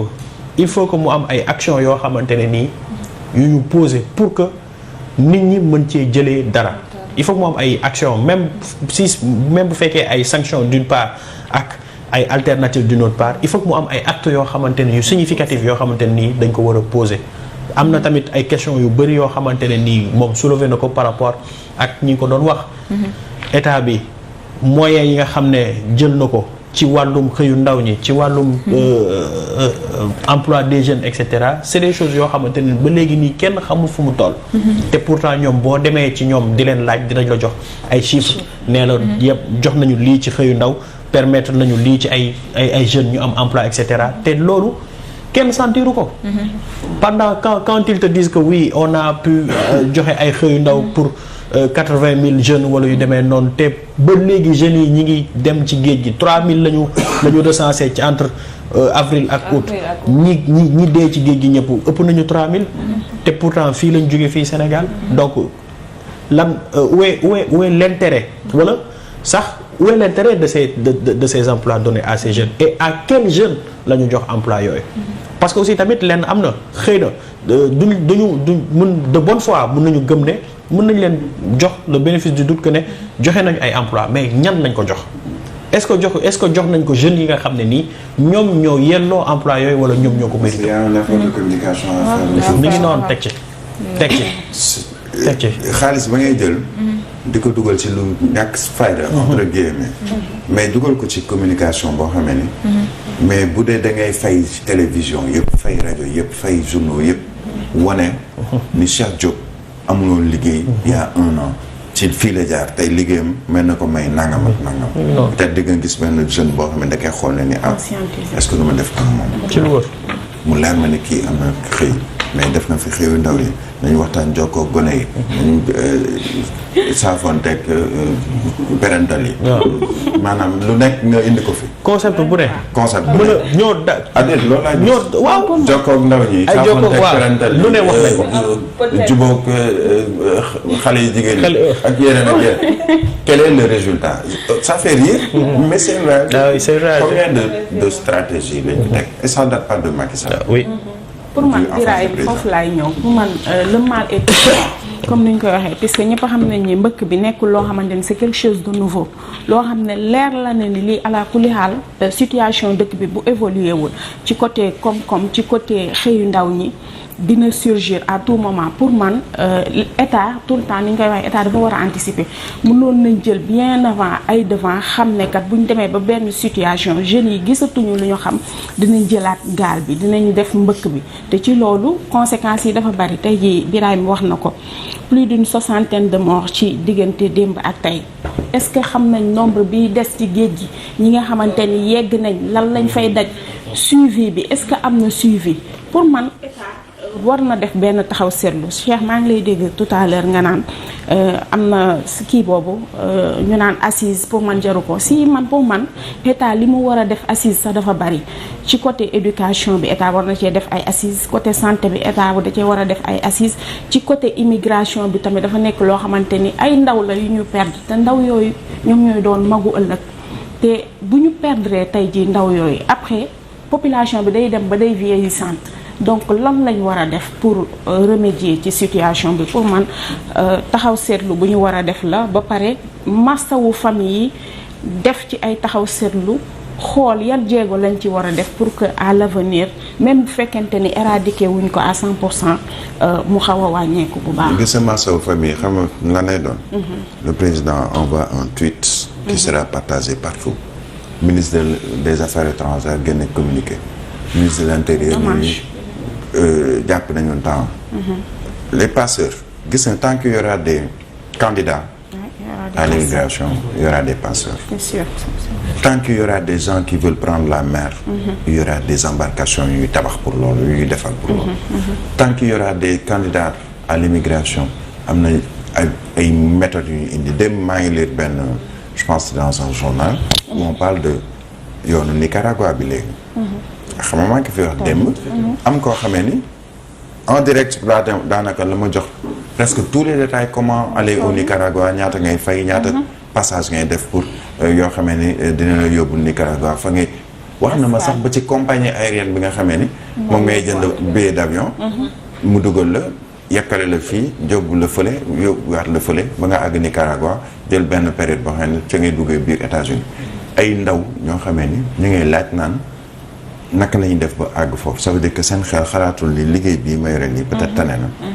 naa jàpp mais ñoom la ñu gis mooy faw mu génn fii mais aujourd'hui si tous les jeunes sortent du Sénégal si tout le monde sort ñi amul liggéey wala ñi nga xam ne am nañu benn liggéey bu ñuy taabataal kan mooy bay tool yi ñoo xam ne réew buy suqaliku mbay mi ci base la ñu ngi wax ay pétrole ay gaz ñan ñoo ci fas yéene liggéey ci ndaw ñi ñii di dem nii ñëpp peut-être que amoon nañ seen liggéey fii wala peut-être amoon nañu chance su liggéey ci domaine pétrole gaz kan moo leen ciy jël xamuñu ko ñii dem nii ñëpp peut-être ñoom ñoo waroon nekk tey ñii dem di jàng ci parce que y a des gens yoo xam ne yam seen i bac am master am nangam ay diplômé ñu ne la am na diplômé boo xamee ni ma nga xaw ma nangam masteru nangam wala doctorat wu nangam ma ngay jaay café Touba néew ma jaay café Touba baaxul de parce que mu ngi ciy gis boppam mais ñàkk pexe moo tax muy dem di def loolu ñàkk pexe parce que mën naa am sax ay nitam yu mu leen di jox dane jaay leen ma café Touba parce que maa bëgg jaay café Touba mais sama diplôme lii mu ma may maa ngi koy liggéey ci benn entreprise wala yooyu lan moo teree assises yooyu nga moi je ATRA ils ont c'est une structure boo xam ne macha allah ñu ngi liggéey ci wàllu boobu ni ko SOS wala village des migrants di defee ni ko Horizon Sans Frontières ak ñeneen ak ñeneen di defee di jàppale ñi nga xam ne ñoom ñooy les candidats à la migration ou l'immigration ñi dellu seeg yooyu ñu ngi ciy liggéey mais assises yooyu wala ñu ko mën a tuddee faw mu am mais la différence mooy am bi ak lañ ciy tënk na am résultat parce que woote daje boo xamee ni Sénégal yëpp a ñëw toog nga wax ba teppeeku nga am lépp loo xamee ni war nga ko am ci ay solution ñu ne la non da mesure nangam 2 jours après fàtte nañ mesure yooyu gis nañ ko fi ci accident de la circulation y avait 23 mesures 23 mesures yooyu nañ ma ne ni 23 mesures yi yëpp appliqué nañ ko non te pourtant émotion la ñu demee ñu génne benn mbir bu ñu teg daanaka pour calmer les Sénégalais loolu maanaam nañ leen defal génne mesure période bi kenn dootul wax ci mbirum accident gis nga mbirum immigration clandestine je le répète mënuñoo toog di xaar communiqué wala benn tweet wala post Facebook bu Macky Sall yam ci loolu mënuñu toog naan la le président va aller à Fass Boye pour Massaw ministre de l'intérieur léegi ñu nga dégg ñu ne dem na Fass Boye ànd ak nangami gouvernement nangam ñu bokk ci gouvernement à quelle fin pour ñëw constater c'est comme rey la jaale la c'est pour constater que am na ay nit ñu fi dee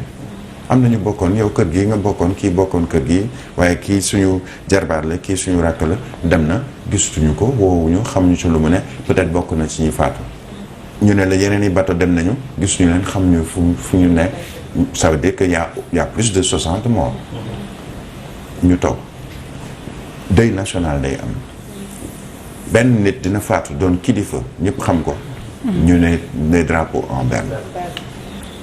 xamul tax day tax conscientiser les Sénégalais c'est pas que da ngay ñëw wàcce drapeau yi deuil national mais bu boobaa lu jëm ci ay tëggum fecc beeg sabar beeg yooyu dañ koy tere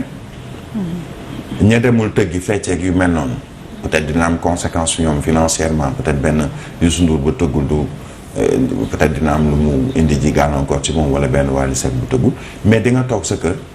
ñuy wane ci journaux yi wane ci rajo yi wane ci télé bi la waral deuil bi peut-être nga conscientiser wu ne attention mbir am na de nga xool say njaboot woo leen ne leen moytu leen de lii jaru ko yow mi bëggoon a jël sa 500 000 francs wala nga jël sa takkaayu or jaay ko pour yóbbu sa doom nga xool loolu ci télévision bi gis ko ci rajo bi dégg ko ci rajo bi gis ju koy wax nga gis ni jëkk baa ngi ne selaw ndax looloo ko waral di nga ne est-ce que jar na ko yooyu yëpp c'est une manière de conscientiser les gens ñu xam ne ci dëj la ñu nekk 63 personnes bakkan dafa fort Cheikh Diop wax na ko ay magum jëmm ñoo xam ne ñenn ñi ñoo nekkoon seen yaakaaru waa kër ñu génne 500 000 600 700 000 francs am na ñoo xamee ne am nañ jom boo xamee ne 500 000 francs boobu tàmbali nañ ci benn liggéey bu leen jural peut-être dans 1 an wala 2 ans bu leen jural ay millions peut-être mais am na ñoo xam ne ñoom taaba la ñu bëgg na gaaw 500 000 laa yore peut-être gis naa koo xamee ne sama mbokk la wala sama xarit la wala ñoo doon ànd ñoo duggandoo déggu góor ñoo màggandoo ñoo foondoo ñoo nangamandoo ma ngi may yónnee ay vidéo ay snap comme ni ko Cheikh doon sax li mu woon ne mu ngi ci happiness loolu lañ lay tuddal pour être jeune dans la manière maa ngi ci àjjana États-Unis ba France ba Espagne te yàlla xam ne nekkuñu ci àjjana mais moom lañ lay bëgg woon parce que dañ lay bëgg woon ni li waral ma def lii la mais nekkuñu ci àjjana de la ñuy bañ fii tonni mbalit raxas kaas raxas palaat ci biir restaurant lu ko raw la ñuy def foofu maa ngi koy wax démb koo xamee ni ma ngay am xaalisam di ci tedd ca bitim réew ca diggante Espagne Italie yenn saay Suisse lan mooy liggéeyam sang mag laap mag excusez le terme mais c'est la réalité xam nañ li may wax c'est la triste réalité parce que mag moomu retraité na tubaab bi am na loo xam ne xamuñu ko seeni doom ne leen dem leen maison de retraite pour ñu toppatoo leen ndax awma seen jot ñu ne non dem ñu maison de retraite parce que ñu ngi am kër gu ne yàmbalang boo xam ne am na 15 chambres 50 salons nangam ñu woo benn africaine ne ko kaay mu géré ko mag bi ñu koy fay mais la muy def foofu ku ko newoon def ko fii mu ne la xalaatuma ko parce que d'abord salaire bi du ko jar boole ci sama tur sama sant kër ga mu bokk wala famille bi ma bokk te boo demee def ko foofu c'est pas que yaa ngi ci happiness comme on dit yaa ngi ci jàmm foofu nga ne mais di nga won say njaboot fii ci réew mi ni foofu moo gën fii la may def foofu moo gën fii mais ñun ñoo war a wane fii ci réew mi mooy suñu dirigeant que lii ngeen di def fii mais dina leen jural dara kii di tonni mbalit mais macha allah jàmbaar la ñi bokk Sonaged ku ci mel ni kii jiite kii nu mu tëddee te yoroon ci mbirum Madani si mais c'est quelqu'un ko xam ne dañ ko war a décorer di ko décorer parce que il fait un travail extraordinaire ba xëcc ci ay ndaw ak ñeneen ñuy liggéey ci wàllu tonni mbalit te macha allah ñu ngi ciy tent boo leen gisee ni ñu ñëw sol seen i yére dem tonni mbalit mais bu ñu ñibbee seen kër doo leen xàmmee. mais est-ce que liñ leen di fay. mëte na par rapport ak kay tonni mbalit France. te nekk ci condition wala France wala Italie ci condition yu gën nga xamee dañ lay jox pelle jox la râteau jox la leneen loo xamee ni yow daanaka jox la gant ñii fii nekk am na ñoo xam ni gant sax amuñu ko wala masque wala leneen ak leneen. ñu ne la les deux ne peuvent pas être comparés parce que kee la muy fayee ko ak la muy am kii nekk fii du ko am est-ce que ce n'est pas à notre gouvernement au gouvernement de faire de sorte que kii toog fii mën cee gis boppam mais comment je vais terminer sur ça on a des chefs d'entreprise des capitaines d'industrie des entreprises yu jóge bitim réew nekk fii am fi seeni filiales responsabilité sociétale d'entreprise boobu c'est pas que ci kunun laa nekk dinaa fa tabax poste de santé dinaa fa tabax piste la woon naa ci yokk tuuti pour am goudron dinaa jël 5-6 ndaw ci kii mais ñii di candidat à l'immigration na état signé ay accord ak entreprise yi jóge bitim réew ñii wàllu pêche ne leen am na candidat yu wàccee dax la toll nañ ci 100 wala 200 condition bi mooy fii ak ñetti weer entreprise yi jël leen candidat yooyu ñuy liggéey ci yéen fay leen salaire boo xam ne nangam la man sama condition mooy lépp luy taxe dinaa seet nu mu koy wàññee nga xamee ni yéen salaire ba ngeen di fay day mel ni man état maa koy fay parce que dindi naa teq naa leen ci taxe yi ma leen doon fayee ko luy dugg ci réew mi yépp nag bokk ko mais sama askan wala samay ndaw jaral nañ ma sacrifier li ñu naan déshabiller Paul pour habiller Jean jaral na ma sacrifier yi ñenn ñi am alal pour ñi nga xamee ni peut-être dañuy wut te amaguñu ko yaa ñoom je pense qu'ils réfléchissent xam nañu li may wax peut-être que réfléchir nañ ci wàllu woowu mais nañ ko appliquer te bàyyi wax bu dul jeex bi assise c'est bien wax bi bari mais l'essentiel mooy wax bu nekk na am résultat na am au moins un début de solution mais c'est dommage on va le faire coolee bari rek waaye duñ ci def dara. Cheikh am na leneen loo xam ne aussi yenn cas yu bari xëy na je pense l'observateur ak enquête famille muy mbirum Mame Fama Coumba libération Mame Fama Coumba jigéen bi nga xam ne wax que ne dafa wan noonu la ñu kidnappé ko mu ñëw sans bébé bi donc mu nekk am mbir moo xam ne depuis démb ñu ngi koy waxtaanee laaj yi nag bëri na ba actuellement Mame Fama Coumba je pense ñu ngi en garde à vue loolu la ñu enquête xamal mais la question qu'on se pose actuellement mooy lan la ñu mën a xamee que ni mu ngi ci diggante peut-être accouché ba ñu war ko mën a kidnappé te aussi li ñuy wax que ni c'est pas la première fois bi mooy doomam bu njëkk mais doon na wan na loolu après mu yàq mu nekk des choses yoo xamante ne boobu ba léegi ñu feeñ ci mbir mi. bon man de Thialla affaire bi moom benn instant ça me dépasse en fait doo xam man je me dis que ni Sénégal fii la toll. chaque jour da ngay dégg ay morts yu bizarre. xale bi kidnappé nañ ko rey nañ ko def nañ ko lii wala ku jigéen ki réer na ñaata nit ñoo réer fii Sénégal ñoo xam ne perdu de vue rek ngay dégg. moo tax pour man xëy na même bu fekkente ni population bi am na ci part de responsabilité mais famille aussi war nañu xuus bu baax di am benn surveillance surtout ko nga xamante ni jigéen wérul la. am na ni ñu ko waxee am na ay antécédents donc ki am ay antécédents yaakaar naa membre famille am war nañ ko bàyyi xel bu baax puisque am na loo xamante ni jot na fay jaar li jot a jaar ñu jël lu baax ñu téye ko li bon buñ ko sànni nañ ko jéem a récupérer xool nan lañ koy defaraatee jigéen bi nga xamante ni nekk na à terme kooku dafa war a am benn suivi waruñu ko bàyyi sax muy sori mais nag loolu ñan ñoo ko war a xam mooy ñi ko gën a jege ñi ko gën a jege bu ñu xasee ba xam ne kii kat xëy na peut-être dans quelques jours wala kenn xamul kañ la mën na xëy un bon jour rek accoucher war na am benn taxaw seetlu boo xamante ni war nañ ko def bu baax ci famille boobu ci ndaw soosu nga xamante ni mooy Mame Fama Koundoul ni ñu koy waxee mais man li ma gën a jaaxal ndegam am na li ma gën a jaaxal mooy doom ji li ñu ne kidnappé nañ doom ji puisque yaay xolu doom yaay ni ñu waxee xolu yaay ni mu mel ci doom dafa garaaw yow kidnappé nañ la ci sama xalaat laa wax kidnappé nañ la fekk nañ la tu es sain et sauf mais ana doom ci déjà man pour man yaay bu normal yow bu dee loolu am na war nga am ay séquelles yenn traumatisme war na la affecté bu baax ku la xool ne jàq dina xam ne kat yow mii am na doom boo xamante ni bu dee grossesse désirée la doom boo bi nga xamante ni da nga ko ëmb mu neex la nga bëgg ëmb ji non pour man bu ñu jëlee sa doom war nga nekk ci yeneen dimension donc pour man police war na cee def benn taxaw seetlu ñu def enquête poussée xool bu baax pour que bu fekkente ni xëy na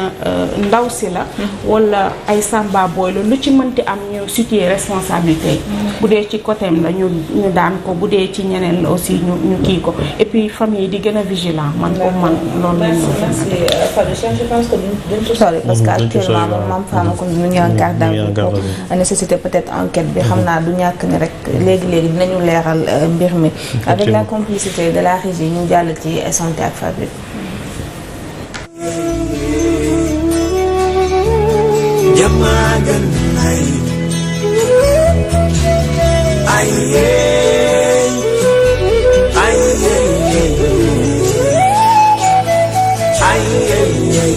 Comme tous les jeudis santé yow lañ ci àndal. inchallah ñëwaat nañ fii ci plateau bi alhamdulilah tey nag ñu ngi ñëw santé andi li nga xamante ni moom mooy je dirais sax mbégte comme ni ñu ko doon waxee léegi affaire doom la ñuy wax muy réussite bi nga xamante ni Albert Royer muy hôpital bi nekk fii wanati na boppam amati nañ ndam muy séparation yi nga xam ne ñaari bébé yu jigéen yi taqaloo woon moom lañ séparé ci benn temps de record bi nga xamante ni intervention bi mi ngi duré 1h30 ñu parvenir séparé ko ci jàmm ak salaam ñëpp xam nañ ni bébé yi comme ni ñu ko waxee bébé yi 11 mois lañ amoon te ci 11 mois yooyu depuis ñu juddu ñu ngi def ay scanner xam nga di def ay rajo ay analyse di ci waxtaan tout le temps ñoom entre spécialistes pour xool naka la ñu jéem a séparer xale yi mu doon loo xamante ni c'est pas quelque chose de nouveau c'est la deuxième fois ñu rappelé ko fi nga xamante ni mooy hôpital Albert Royer Sénégal aussi bi mooy 3e fois muy am ay bébé siamois yi ñuy séparer bu njëkk bi hôpital Dantec la woon mais ñaar yi mujj yi bu 2019 bi ak bu 2023 bi hôpital Albert Royer moom moo ko def ci noonu professeur Gabriel Ngom moom moo jiite woon affaire bi opération bi alhamdulilah jàll na ci jàmm mais aussi am na ci yoo xamante ni seetlu nañ ko muy même bu fekkente ni nee nañ cordon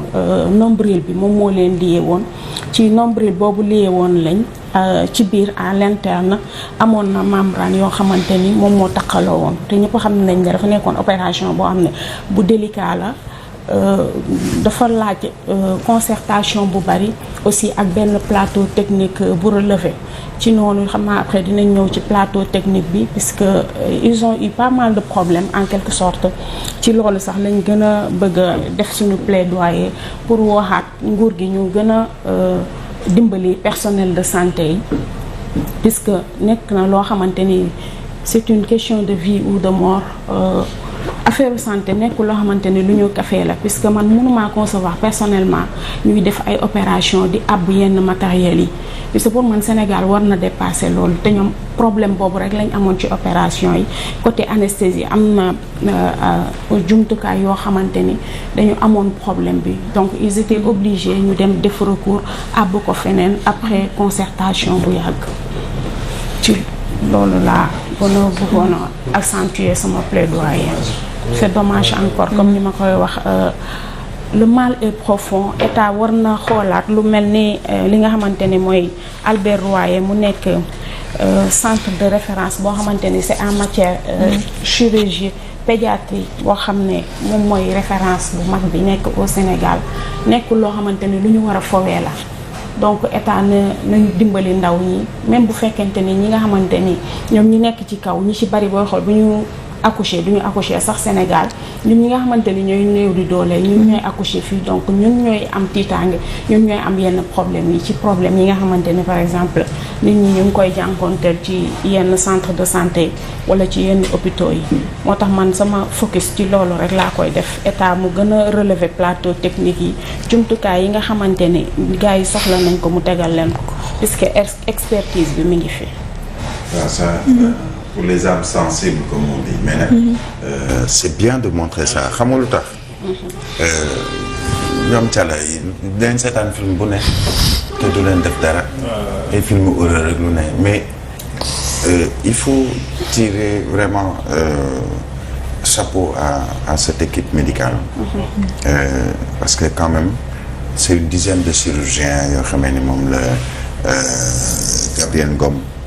jiite gis nga leen mais il faut xam nga lu tax may rafetlu image boobu am ci nit ku weex maanaam am ci tubaab comme il y a quelques années lañ ko daan defee nga xamee ni genre opération faw tubaab ay ñëw taxaw mais c'est une image boo xamee ni amu ci nit ku weex ñëpp ay doom réewum Sénégal lañu ay africain lañu parce que dans l'équipe dina am ñoo xamee ni beneen la ñuy jógee mais ñu ngi fii la ñuy liggéeyee ñuy jógee yeneen i dëkk yu bokk sous région mais ñoom ñëpp fii lañu jàngee ci faculté médecine fii la ñu formé wu ñu yóbbu leen ci ay structure de santé yu ci mel ni hôpital principal bu Dakar ñu gën a continuer seen formation ñi nekk hôpital Fann nga xamee ni hôpital universitaire Albert Royer plutôt bu Dantec ak yeneen c'est important ñu wane image yi pour montrer que nous avons des Sénégalais valeureux et qui sont très capables de ce qu'ils font. Il a fallu 1h30, moins de 2 heures de temps pour l'opération. On nous dit que c'est l'État qui a pris en charge financièrement coût opération bi un peu moins de 2 millions d'euros ou de CFA, en tout cas 1,7 million, 1,3 million. Loolu yëpp c'est bien, mais comme le dit Fally, il faut que structure de santé yi fi ne am les moyens yoo xam ne du ci am leen lu ñuy jéggaani wala lu ñuy àbbi wala lu ñuy ñaani. C'est bien d'avoir des hôpitaux de niveau nangam, mais c'est bien également d'avoir le matériel adéquat, les consommables yi ñuy soxla ci wàllu médecine lépp loo xamee ni war nañu ko mën a amee fii ci biir réew mi ñu mën ko am lu ñu war a jënd ñu am ci suffisamment ñu mën ko def ñu am ci suffisamment. On a eu docteur Faye Ndiaye dem la dernière fois di yore pharmacie nationale d'approvisionnement wax nañu ci la ñu mën ak la ñuy def fi ñu toll nii pour au moins lu bari ñu mën ko am ci suñuy structure de santé ci officines yeeg yooyu mais nañ leen gën a jàppale gis na ce sont des chirurgiens des médecins sénégalais ak ñi nekk ci réewum Sénégal nekkuñu ay tubaab jàngee ko fii seen xam-xam màccee fii bënnee fii ñu def lépp fii ñooñu dañ leen war a gën a montrer en exemple pour au moins nit ñi jox leen courage la ngay dem ndax tey donte ñii def nañ dara di jaloore mais di nga gis ko xam ne danaan ba léegi wóoluwul hôpitaux yi du question ñàkk wóolu médecins yi hôpitaux yi lee dul wóolu naan je préfère dem bitim réew daal yóbbu fa sama njaboot wala ma dem defee ko fële bitim réew mais tey par exemple il fut un temps les opérations ci wàllu bët mais il te fallait peut-être aller au Maroc wala France wala feneen ak feneen tu peux tout faire aujourd'hui ici au Sénégal laser ci bët ñu am ay cataracte congénitale ñu dindi voile boobu ci fii lañ koy defee dañ ne naan sax c'est une opération maintenant très bénigne on le fait en quelques minutes bët bi la ñuy tàmbali le temps que muy wér nga ñëwaat ñu def beneen bët bi et après yaa ngi greffer lentille ak yeneen ñu ngi koy def fii ci biir réewum Sénégal pas besoin d'aller à l'étranger pour le faire ndax xaalis ba ngay jël di ci fay étranger di ci fay hôpital di ci fay avion moins que ça ñu defal la ko fii il y a des médecins de renom qui sont ici aujourd'hui mais que l'État mais jàppale leen waaye lan la ñuy gis après benn erreur médicale am fenn ñu jébaane ko ci presse bi ne ni diw rey na diw te erreur médicale erreur day am médecin bi jàng waat serment d'Hippocrate ñëw fexe li muy liggéey moom ci lay tedd ci gis nga sauver une vie moo leen tax a jóg nga ñëw yàlla def nattu la ba ka nga bëggoon a sauver des ci say loxo ñu jël la jéebaane la ci presse bi ne ni jàpp nañ diw ña ngi koy woolu gendarmerie wala police bugg koo na tax koo na jóg non plus yàlla nag mooy may dund yàlla moom mooy am lu muy roof suñuy médecin ci lenn ci ay mbiram moom pour nga mën a sauver ay nit moo waral c'est un métier boo xam ne très important ñi ci nekk tamit dina war a jàppale ci wàllu woowu qui soit dans d'excellentes conditions tubaab bi gën ñu leen jàngale te gën ñu leen xam li ñuy def li man moom li ma ci yokk moom nguuru Sénégal dañoo war a bàyyi xel lan parce que amoon nañ fi exemple Covid bi mu fi ñëwee gis nañu incapacité bi nga xam ne nii moom la plateau santé Sénégal am ci manqué ay bonbonne de gaz mooy oxygène yeeg yu demee noonu ak yeneen donc Covid bi mettre na à nu suñuy limite ci li nga xam ne nii mooy ci li ñu war a relever suñuy plateau technique plateau médical donc loolu rek waroon naa tax après relève bi nekk li nga xam ne nii mooy investir ci gën a ñoŋal li nga xam ne nii mooy plateau médical Sénégal loolu moo waroon nekk bi ñu jógee ci Covid bi rek loolu moo waroon nekk liggéey bi nga xam ne moom la ñu waroon a njëkk a entamé mais malheureusement après luñ ci gis xaalisu force Covid bi ba léegi kenn xamul fu mu jógee kenn xamul fu mu jaar nee nañu épinglé nañ ci ay nit wax nañ ci ay nit def nañ ci léegi xaalis boo xamante ne dafa waroon a dugg ci li nga xam ne mooy santé bi malheureusement ay benn groupuscule nit jël ko aaki moo ko et cetera donc le mal est tellement profond que après doo sax comprendre et vraiment di féliciter bu baax a baax docteur Ngom ak équipe am vraiment ci lii nga xam ne def nañ ko ñu réussir ko ay jumeaux wala jumelles siamois boo leen gisee yow sax sa yaram day daw ndax morphologie bi ni leen yàlla bindee boo demee nag ba wax dëgg fa yàlla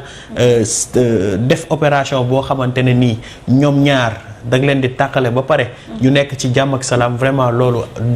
dañu def lu dul vraiment di leen féliciter et aussi tamit féliciter tous ces compatriotes c'est ce personnel Birahim wax na ko léegi amul kenn koo xamante ne nii nit ku weex la te d'habitude yu mel nii boo ko musaan a gis fii Sénégal ci ay at bu foog nga gis ci koo xamante ne nii tubaab la donc ça c'est d'habitude teg ci donc ça c'est une fierté de voir que la médecine sénégalaise la médecine au Sénégal vraiment mi ngi def ay jéego yu am solo xale yi ñi ngi jàng les meilleurs macha allah lañ ciy jël te ñoom tamit buñ ci nekkee ñi ngi ciy def liggéey bu am solo boo demee faculté de médecine fekk fa les étudiants en médecine mais da ngay kontaan da ngay bëgg da ngay fier te aussi mention spéciale Birahim tuuti ma def tuuti discrimination ci photo bi il y a plus de femmes que d'hommes mais bien sûr loolu tamit lu am solo la c'est important gis nga non góor ñi kay est-ce que motuñu juróom gis nga il y a plus de femmes que d'hommes ce qui veut dire que ne fu mu nekk nii waaw c'est ça c'est pour montrer que aussi tamit jigéen ñi kenn demul ñu des ñoom it wax dëgg fa yàlla ñi ngi investir ci fépp ñi ngi ci lépp te ñu ngi koy gën a mën sax léegi góor yi léegi nag xale yu góor yi moom fu mu nekk nii tendance bi ñu xewal dafa doy waar ngeen baal ma rek ma digresser ma def tuuti digression tendance bi léegi dafa doy waar du lenn lu dul nekk ci TikTok bi nekk ci YouTube bi ak ay vidéo ak ay les gars xam nga ay comédie yu demee noonu gars yi nañu gën a nañu gën a xam suñuy priorité nañu gën a xam li nga xam ne nii mooy waaw te a cette image là je sais pas ndax di ngeen ko mën a gis ça me fait plaisir de voir que sur RFI vraiment et dans les trucs tubaab ñu jël ñu def ñu à la une wane les photos de ces dames de ces hommes surtout c'est waaw pour dire que dañ ko réussir avec succès tubaab a ko def ci def reportage bu ko neexoon def ci leneen mais le fait que ñu am réussite bu mel nii ñu koy wax un peu partout non c'est une fierté en tant que Sénégalais mais fierté boobu li koy gën a dëgëral mooy ñi koy def ñu mën leen a gën a jàppale structure yi Albert Royer c'est un hôpital important clinique la bu am importance ndax la muy yëngu ci wàllu xale yi parce que c'est pareil du question dañoo tegg deru diw tous ndax ñaari der non y avait le foie mu am importance ñu xam foie lu muy def ci nit ak ñu wax ay jumbax ay noom mais li ñu séparé réussir ko yàlla suñu borom guddal fanu ñi nga xam ni ñoom ñooy xale yi ndax bu ëllëgee ñu koy xool ñu leen koy nettali ba ngeen takkalooyee nañu leen defalee ña leen ko defal c'est important réussite bi yàlla suñu borom guddal seen fan bu baax ñu ànd ceeg wér bu mat sëkk ba dans 20 ans ñu mën a toog di ko nettali seen i dans 25 ans 30 ans ñu koy nettali seen i doom di ko gindi ak yooyu loolu je pense que l'État les aide les autorités ci wàllu délicatesse bi mu amoon par rapport sax boo ko méngalee ak opération bi nga xam ne defoon nañ ko en 2019 mooy 2019 bi ñu defee scanner bi def échographie bi yëpp dañu gis ni xëy na foie bi moo takkaloo mais bi ñu demee ba ci biir gis nañ ni këru xale yi këru xale yi dafa takkaloo mooy opération yi tout le temps mën na am surprise scanner bi ak échographie bi mën na wone lii mais boo demee ba ci biir la nga fay fekk suñu borom rek moom moo ko xam dafa am loo xam ne moom moo ko moomal boppam te tant que xuusoo dem ba ci biir rek doo ko xam moo tax amuñu lenn lu dul jaajëfal leen rek personnel de santé bi mu nekkoon ay chirurgien ay anesthésiste ak ay paramédical kii de santé yeeg ñëpp au-delà yamul fii rek Dakar ñu jàppale ñi nga xam ne ñoo yëngu ci wàllum wér-gu-yaram parce que aussi bu démb maa ngi seetaan benn vidéo je pense que c'est à Saint-Louis foofu waa SAMES def nañ rencontre pour wax peut-être yenn revendication yoo xam ne yàgg na ñu koy def pour peut-être seen liggéey gën a mën a ñoom te léegi ci stade bi ñu nekkoon lañu taxaw te boo demee ci sous-région parfois nga gis ñoo xam dañuy feebar mais dañuy dem hôpital pour ñu faju peut-être problème lay doon ndax peut-être ñàkk jumtukaay voilà ñàkk moyen pour ñu mën leen faj donc lii c'est à saluer te comme li Birahim wax ñaanal aussi xale yi ñu gudd fan parce que risque la woon aussi risque la woon moo tax loolu laay wax rek du état bi quelquefois du état bi kese moom moo war a def loxoom war nañ gën a yaatal yëf yi pour que même mécénat bi sax ñu apporter seen pierre à l'édifice parce que mbirum santé nekk na loo xamante ni képp ku nga xamante ni rek yàlla may na la am nga doole rek yow war nga cee mën a def sa kentenu lay kàttan parce que nekk na loo xam ne tôt ou tard da nga koy soxla kenn mënu koo passé fi mu ne nii ñun ñëpp li tax ñu toog fi mooy dañu nekk en bonne santé tey jii suñ ko nekkul woon amaana dina demee neneen moo tax képp ki nga xamante ne rek yàlla may na la doole te mën nga ko ñëwal nga jege ci hôpitaux yi puisque soxla nañ ko yëf yi du doy plateau technique man je me dis tout le temps que loo ko relever rek xeeb ko moo tax war nañ leen gën a bàyyi xel aussi ñu encourager leen puisque lii c'est à féliciter c'est à féliciter ñu ñaanal leen ba pare ñaanal xale yi nga xamante ni jàll na opération bi puisque après post opération bi day ñëw suivi bi ak médicament bi yëpp ak dund bi ñëpp xam nañ ni yor ay seex dafa xaw a métti tuuti képp ku mën a dimbali aussi parents yi ak côté médicament yeeg côté lépp nourriture couche ak lu waay mën rek aussi mën nga approcher nga dimbali leen waaw mais c'est bon image yi ñu koy wone flouté bi bon enfin bon c'est bon am na ñuy forcer. dañ ko bind peut-être ci suuf donc c'est que léegi li ñu war a def mooy di bind ay interview moins de 12 ans. nit ñaa ngi seetaan lu gën a garaaw li Birahim d'autant plus que wane wuñu kanam yi. soirée horreur. soirée horreur yi ñuy film vampire yi. non c'est que y a du tout. y a du tout de. y a du tout. bon du ma ci wax sax parce que am na yeneen yoo xam ne man moom. nekkoo ci yéemu sax. waaw day li xew ci réew mi bi. moi je suis. boo waxee ni wax la ca def. non je suis choqué je reviendrai peut-être en off. le monde à l'envers. je suis choqué. dafa doy waar. démb am na ko ni boo amee doom bu jigéen mu am yenn âge léegi sa xel doo sul dal. abilaay wax dëgg. dana waa si. xanaa ñoom ngay tàmbaas. wala nii moom si ki ma lakkandoon nañu feggu rek. xaw ma feggu lañ koy xaw ma fagaru. en tout cas góorgóorlu rek ñaan surtout. gis nga li may wax mos naa ko wax samay waajur laa mais gis nga sa doom. gis nga bi nga ko bootee. roban di ko jox ween. ba biberon. bés bi ñu ko dugalee ca école ba. jardin d'enfants. xamul dara. mu commencé CPC CI xaw ma nag. ba mu xasee dugg ay CM1 CM2 ci nga gëj a xam sa doom. mën nga kaa wàcc ci buntu école bi. 8 heures. mu dugg nga ñëwaat midi pile. gaare sa oto pour jël si ko diggante directeur midi xamoo nu mu fa def. wallaay xamoo sax la jàngal. ñaata élèves ngi nii ñu leen di wàcc seen buntu école ñu dugg ba seen i parents seen la ñu dugg. ñu taxaw ci buntu école bi seen oto bi dem ñu génnaat. xam nga la moo fi nekk. suñu borom. yàlla waaw man loolu laa man chaque jour mënoo fi yar sa doom ba jàpp ni yaru na. waaw. ndax ma ngay internet bay sa lool aussi ma nga noonu. ma ngay loo motif. ku ne yaay xam li nga bëgg rek. waaw loolu na rek. pour man yar bi soubassement la war a nekk. man li may wax dama koy wax sama benn yaay maa ngi koy nuyu de passage madame Wade Seynabou Thioye. sama yaay dañuy waxtaan lu bëri des fois. dama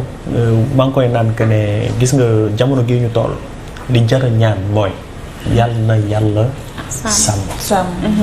parce que gis nga di nga yow di nga baax. nga am doom jur ko fi nga ko war a juree. def li war ci moom yépp ni Birahim wax nga ànd ak moom école. te Birahim nee na C1 CM1. mais ba C1 sax CP.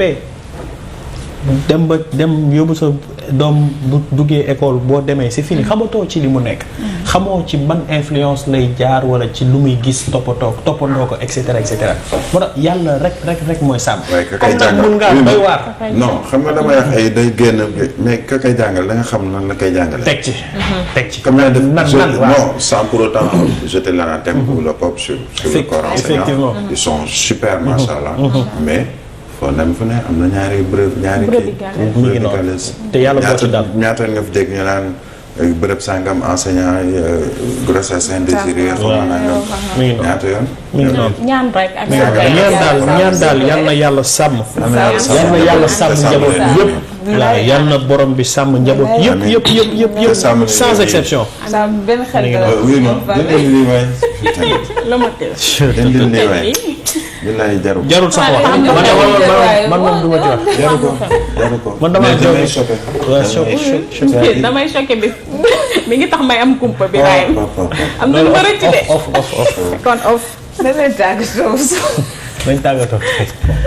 maa ngi ziar ak Alioune Senghor sama xarit. ça donne des cauchemars. non dinañ tax sax émission bi dina jeex après fa bi daf may topp Cheikh di ma solal te yow yaa tax. maa ngi ziar aljana di ñëw tey di leen xamal ni kon di ñu ngi dugg ci suñu weer nag. waaw ñu ngi ëllëg incha allah di premier safar. di ñaan suñu borom ñu fekkee lépp. yàlla bu bi xewal yi. amiin amiin Tuuba ñu ngi ci ay reportage ay lu bëri ñu ngi ci vraiment nag je vous promets auditeurs téléspectateurs internautes. li ngeen fas yéene dund ci safar bi fii nii ba màggal gi bu ko dalee ëllëg ajjuma ba fukki fan ak juróom ñett ci safar bi ba sub màggal je peux vous promettre une chose danañ ko gis ci beneen télé danañ ko dégg ci beneen rajo incha allah ay ñoom soxna fa wala les yeux la moyenne ñëpp ci biir incha allah dina ci bokk parce que am na loo xam ne ci c'est clair vous sentirez les rubriques à partir de demain yàlla na ci yàlla jàppale di ñaan nag suñu mbokk murit yëpp nañu ko teeru nag te suñu mooy suñu weer de te benn nañu fekk fii mooy suñu weer de mooy suñu fête de l'indépendance lañ jëm suñu fête de l'indépendance bi nag dañ koy waajal. Fabi ku wax safar da ngay wax berne léegi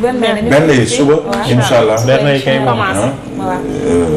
berne yi moom Baye Cheikh ñu ngi lay ziar bu baax Baye Cheikh ñu ngi lay ziar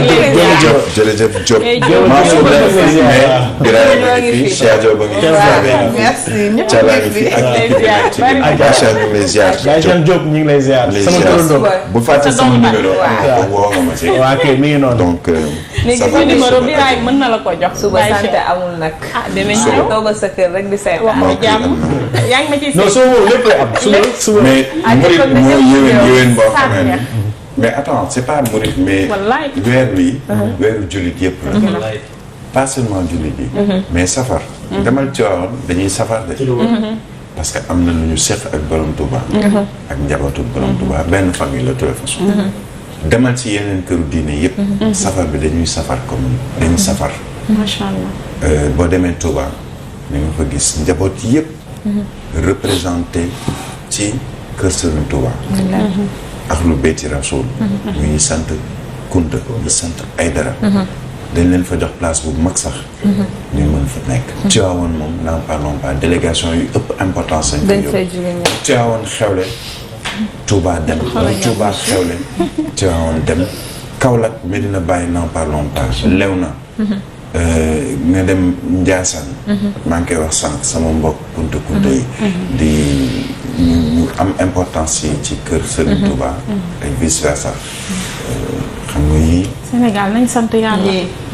jàmm nga fi réew mi jàmm nga xam nga kii jël gëlëm gi ni mu ko def ni teg ko fi doy na waar man de fur bi ko en tout cas ñu ngi jëm ci sabar on y sera benn yi c'est important nañ ci jàmm suñu borom c'est important te xam lan moo indi safar yooyu yëpp dañ ko waxtaane avec toute l'équipe ñoom ñëpp a ngi fi ñoom Boubacar Konaté ñoom Serigne Saliou Samb Ousmane Rasoul Oustaz Daouda équipe rédaction Thierno Kane ak Oustaz du muy àndal fàttali Oustaz Koubeski Dame Oustaz Dame Niang ak rédaction bi moom tàmbali nañ rédaction bi ñu ngi si donc waa région yi ñu ngi ci également on reviendra sur tout ceci xam naa bu ñu noppee ñoom Alioune Badara Cissé ils vont remettre ban annonce boo xam ne am na ñoom Djibril Khoulé ak Moustapha Gueye lu ñu jot a liggéey diggante Touba ak Darou on sera partout inch'Allah su neexee suñu borom et ce sera le groupe Leral FM TV ak Leral waaw yéen non màggal on y sera même on y sera très tôt du benn bi dañuy teel a dem incha allah liggéey. fii la incha allah yal nañu ci yàlla yóbbu jàmm. incha allah amiin waay. waaye teewul famille yow Moussa Ba bul ñëw acca. lan ku ma fi dëgg dema mars 6h laay. ba suba incha allah avec un nouveau programme qui va durant 18 jours incha allah on sera vraiment Leral dina saf Touba ak Darou. jeex na ma ne dans le Magal. on y sera carrément on y sera incha allah. acca Fabi. kon ba suba incha allah. ci benn yi di jaajëfe ñëpp. di def un petit coucou sama yaay ak soxna Naata mi nga xamante ni sama couturière la mi ngi may topp rek naa ma fa bi ñëwal dalal ma. di la naan merci beaucoup ci yéene bi ak ci bëgg bi ñëpp amul problème kooku moom macha allah yaay Fall la mi ngi noonu. merci Fabi kon ba demain incha allah. waaw di ziar sama waa kër Serigne Cheikh Chérif Abdourahmane Fall Tirala di ziar sëñ Aziz Tilala Fall mi nga xam ne mooy kilifa ci kër ga di ziar tamit mbooleem murit ci Sénégal ak ci bitim réew di leen woo yéen ñëpp ci màggal gi ak Leral ñi nga xam ne nii wax dëgg fa yàlla pare nañ pour gunge Leral moom tamit Leral pare na pour gunge leen ci lépp loo xamante ne fësal lay doon te incha allah di ñaan suñu borom mu yeggal ñu ci jàmm ak salaam ci 18 safar gi suñu borom defal ñu ci tawféex te mbooleem mbébét wala ñaan guñ ci am rek yàlla na borom bi defal ñu ko bu baax a baax ci darajey borom bés bi. merci cher. mi ngi noonu ak sama papa xam naa mi ngi seetaan xaar ñu yow aussi pour berne yi incha allah rabbi acca Birame yaa ngi tooñ sa copain de. waaw aljana. kuy aljana. aljana. mais aljana namoon nañ ko trop waaw. voilà d'accord waaw. Firdaws waaw incha allah. yàlla bëri na sutura ci à demain incha allah et bonne journée.